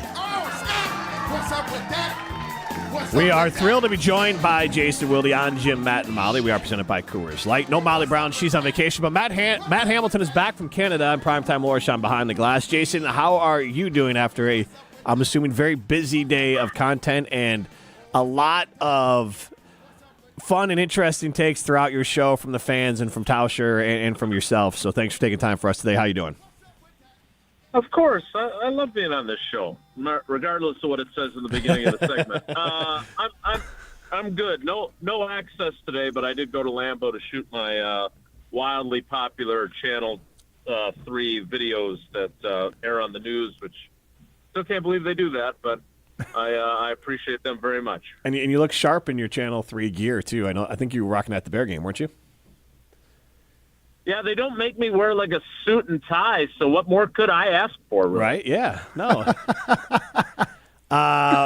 Speaking of that, what more could Bear and Packer fans ask for over the last 4 games? Obviously, the last 2 are the ones that are going to matter going forward, with Ben Johnson and Caleb Williams being a staple for the Chicago side of things, and obviously, I assume Matt Lafleur and then obviously Jordan Love will be a part of it for a long time. With the Green Bay Packers, setting aside the outcome, everything else, like, the last 4 games have been really fun, and it's making it a rivalry. There's a lot of I don't want to say excuses. There's a lot of caveats or asterisks in the whole thing, but it's been fun. No doubt. And as someone who's not a fan of either team, I love it. Now, I don't love Bears fans who, look, man, I'm sorry that you don't understand how my job works, but you can stop calling me the P word. Jeez. I'd appreciate that. And it ain't poop. But here's the thing, like, this is, and I say this understanding that this is not what everyone wants. It's just what I want, and maybe a few other people. But, like, this is exactly what I wanted. This is exactly what I wanted. Like, I wasn't cheering for the Bears to win by any means, but I want this to be meaningful. I want this to be a rivalry. I want this to be, deciding the division. Like, yeah, Dan Campbell's fun and the kneecap biting and all that other cool stuff. That's great. The Vikings, I like Kevin O'Connell a lot. He to me is like as smart as Ben Johnson, but not as arrogant and douchey. And so I really like him. But, like, again, it's the Vikings. And like, I just, this is supposed to be the Bears and Packers. That's what I believe it should be. And that's what we got, just like you said. And I hope we get it, as I've said repeatedly, for the next 10 years. First of all, I hope Ed Policy doesn't decide, hey, I'm in charge, I am the captain now, and decides that they need a different coach. Because I just think that would be, no matter what happens over these last 2 games, I think that would be downright dumb. Okay, I'm for it. If he doesn't want to extend him. I mean that sarcastically, but yeah, I agree with you. Right, because it'd be great for the Bears, because you're not guaranteed that you're going to get a better coach. Plenty of teams have fired good. Just ask Lovie Smith, and what happened after that.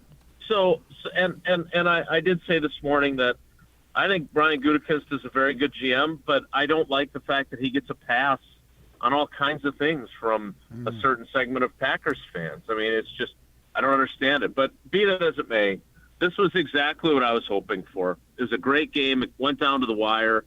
Wasn't a great game for the first few quarters. Some good defense, I guess, and some offensive ineptitude.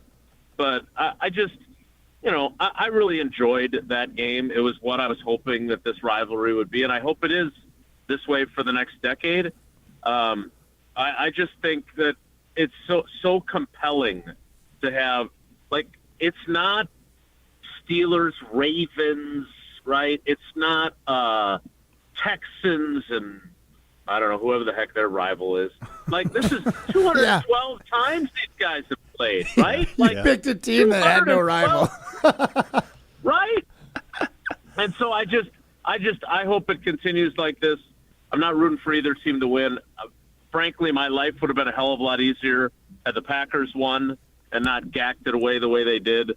So media starts with me, and they've made my life more difficult as a result. But I don't know where Bears fans are, because I know they're pretty cocky the last couple days.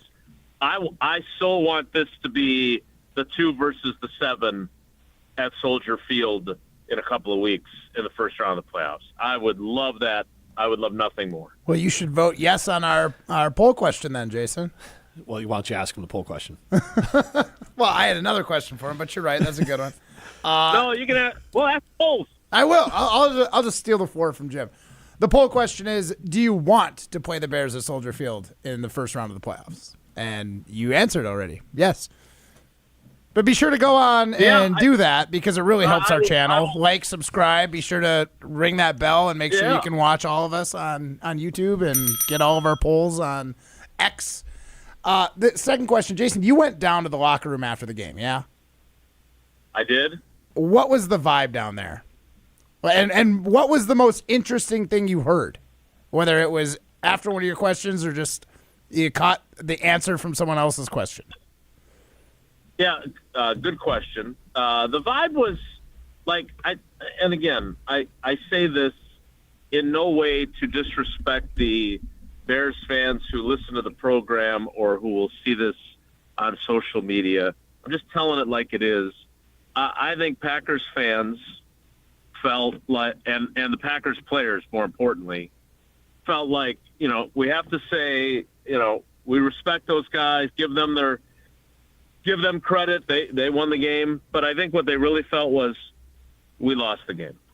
They didn't win it. We lost it. We kept making stupid, mistakes. Like, again, I would say this, like the fumble by Josh Jacobs, while on one side you can certainly look at it as a mistake by him, I think you should also give credit to the Bears for that one, for obviously forcing the fumble, right? Yep. Like, they deserve credit for that. Settling for the 3 field goals, again, the Bears should get some credit for that, for getting those stops. I didn't love the throw by Jordan Love on the 4th down on their opening drive, and quite frankly, I kind of thought it was going to be a lower scoring game, so maybe you don't need to go for it on 4th down, just kick the field goal, which obviously would have come in handy. But, isn't a guarantee. The moment, right, but to me, the moments that are kind of the we beat ourselves kind of mentality that I think the Packers had and rightfully do, are muffing I don't know how, like Romeo Doubs caught everything thrown his direction until there was a ball bouncing on the turf. And then he looked like me trying to field a ground ball when I was 6. Like, I was stunned by that. The blocking wasn't great, I will give you that. But he's got to make that play. And then the game-tying touchdown, I don't know what they were doing there. Like, it's either on Nixon or on Hobbs, but, like, they dialed up. Give Jeff Hafley this. He dialed up exactly what he needed to dial up. Like, Brenton Cox is arriving as Caleb Williams is trying to get the ball out. And he makes a great throw. But if that is actually covered, there's a really good chance that that's Keyshawn Nixon intercepting the ball on 4th down, just like he did in the last game. Yeah. Right? Mm-hmm. Like, he deserves credit. Again, he deserves credit for getting the ball off with a guy all over him. But it becomes a lot more easy to complete when the guy that's supposed to be covering the guy that you threw it to isn't covering the guy that you threw it to. Yeah. And so that's kind of how I look at that. So those 2 plays, the Packers beat themselves more than the Bears beating them. Yeah, and with after the game, I kind of had 2 thoughts and a couple on the Packers. So I want to share my Packers thoughts first, then listen to your show. I had a thought off of what Tauscher was saying. But here's what I put out after the game, and Packer fans are very upset with my first statement here. But I thought after watching the Packers game versus the Bears, Matt Lafleur is a great coach. Keyshawn Nixon is bad as a QB1. Gary has never lived up to his money or his draft pick, and Willis is one of the best quarterbacks in the NFL. What do you think about those general statements? That's what I kind of walked away from the game with, separating all the emotions and everything else. Yeah, I mean, how do you walk away from any of your statements not agreeing, I guess, would be my question. The LaFleur one was a lot of people, that's the one people were upset with, that he's not a great coach, which I completely disagree with. Yeah, look, I guess we can debate the word great and see if we disagree on that. Very good, whatever. I mean, I get it. People get frustrated. I totally understand. I'm glad they get frustrated. That means they care about the Packers, which makes my job relevant. So that's great. But the bottom line is that he is a good coach, and I thought he had a really good game. And I thought Hafley had the weird thing, and I used this line earlier today, but it's true. The weird thing about that game, I can't think of another game where I could say this phrase other than, I suppose, the 2014 NFC title game in Seattle, where I would say he had a really good game until he didn't, right? Mm-hmm. Malik Willis had a really good game until he didn't. Romeo Doubs had a really good game until he didn't. Jeff Hafley had a really good game until really his guys didn't execute a fourth down call. I just thought that there were so many instances, whether it was the defense, whether it was Dobbs, whether it was Malik with the fumble. I just thought they had these great nights that were ruined. My night was ruined, Jerry, by one mistake, right? Yeah. And so I agree with everything you said. If you're a Packers fan and you don't think Matt Lafleur is a good coach, look, you're entitled to your opinion. I just think you're wrong. And you're entitled to feel how you feel your feelings, but I just don't think it's true. I totally agree with that. I think Matt Lafleur has done plenty to be getting, and then to get the backlash that he's gotten over the last 5 weeks has been crazy to me. Well, the weird part is nobody's throwing flowers at his feet when they were on a roll. And then the second things go sideways again, Lafleur sucks. Yeah. And then he had a couple good games in between there, right? Yeah, 2 so I'm saying, complete games. when they had those games, nobody's like, oh, Lafleur is great. Yeah. It's only when he doesn't do exactly what. Basically, the Packers don't win, Lafleur sucks. Yeah. And, that's a weird roller coaster ride. He's Batman. You either die a hero or you live long enough to become the villain. And he has been here long enough where I think people are thinking he's I didn't know where he was going with that either, Jason, but... That's pretty good, actually. Yeah, it was. It feels applicable. It feels like you it landed fits the plane. situation. You landed the plane on it. I just didn't know where you were going, but you landed us there. Thank you, Jim. Jason, Tauscher was talking about, and you kind of said it too, that Packers aren't afraid to face the Bears again, and Packer fans shouldn't be either. I don't think Bear fans are afraid to face the Packers again. I don't think the Bears are afraid to face the Packers. I think these two teams are both really good football teams that are very close together. The Bears were missing 3 guys in this game that will likely be back if they play in the playoffs. Micah Parsons won't be back. Now Jordan Love will be back. So for me, this is very much a coin flip game because I'm not saying the Bears shouldn't be worried about playing the Packers, but I also think the Packers, fans-wise and otherwise, have to take the Bears seriously too. So is that kind of a fair take of fans can talk all they want about not being afraid, but I guarantee that both these teams take each other very seriously. Yeah, absolutely. And I do think that probably Packers fans might have a little more confidence. I think Bears fans, again, I don't want to speak for any fans, but I do think there is at least a portion of Bears fans who are kind of like, oh, that was awesome. I love holding that over my Packers fan friends because I haven't been able to do that very many times in my lifetime. I don't really want to play them again in the playoffs and then have them beat us because then I lose that. Whereas if the Bears play someone else in the playoffs, win, lose, or whatever, at least they're able to say, hey, we beat the Packers. If somehow the Lions, let's just say hypothetically the Packers lose their next 2. And the Lions, I guess they would have to beat the Bears to get in, though, right? Yeah. Yep. But let's just say it ends up being the Lions as the 7 and the Bears as the 2. Obviously, Bears fans are going to want to win regardless. But if they lose to the Lions, it's like, well, it sucks, but we made the playoffs and Ben's first year, we're going in the right direction. And we beat the Packers, and they ended up missing the playoffs because of it. I think they'd rather have that scenario than be a little bit nervous about the Packers coming down there again and beating them. But first of all, I think both fan bases have to respect the other fan base. Sylvie texted me after the game, and he said, we got your rivalry. And I said, yeah, you bet your ass we do. And I think that is a healthy thing, and so I would hope that there would be both the vitriol and the grudging respect. But, again, as someone who does not have a horse in the race, and wouldn't mind going back down to Chicago because we didn't make it to the Wiener Circle with my 3 vegetarians, I would be perfectly fine with a rematch. And I believe the Wiener Circle, maybe in that rematch, it'll pay off. But if they get a big guy touchdown, William Perry style, they're going to give away free hot dogs again. They're just I don't trying need to be free. I just want to get them. Well, They're just trying to get plays in Ben Johnson's playbook. They are. Look, they got Ben to take his shirt off, so who knows what's next. Spicy. Jason, thank you so much for your time. We appreciate it. All right, guys. Have a good night. Take care. Be good. That's Jason Wilde. This is Jim, Matt, and Molly, presented by Coors Light. You're listening to Jim, Matt, and Molly, presented by Coors Light on 100.5 ESPN, the ESPN Wisconsin App, and ESPN Madison on YouTube. Hey, Matt Hamilton here to tell you about the delicious Odyssey Brands, a family-owned company crafting award-winning cheese right here in Wisconsin for over 4 generations. Made with locally sourced milk, Odyssey brings bold, Greek-style flavors straight to your table. From savory, crumbly feta to rich and creamy Greek yogurt, every bite is a taste of tradition and quality. You can find Odyssey products at most major retailers nationwide and online. Odyssey, crafted in Wisconsin, loved everywhere, dairy done right. Hey, it's Molly Brown. And let's be honest, between work, kids, and everything else life throws at me, I'm always looking for a little extra energy.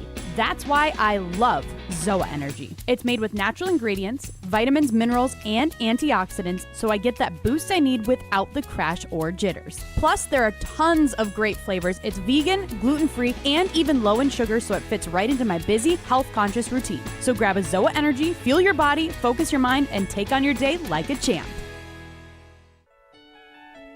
From color-changing alexandrite to shimmering zircon and everything in between at Chalmers Jewelers, you'll find high-quality, affordable, one-of-a-kind pieces.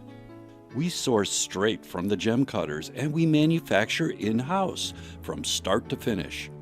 As the manufacturer, we believe in truth in pricing. Never pay more for quality and stunning, beautiful jewelry. She's one of a kind, and so should her jewelry be.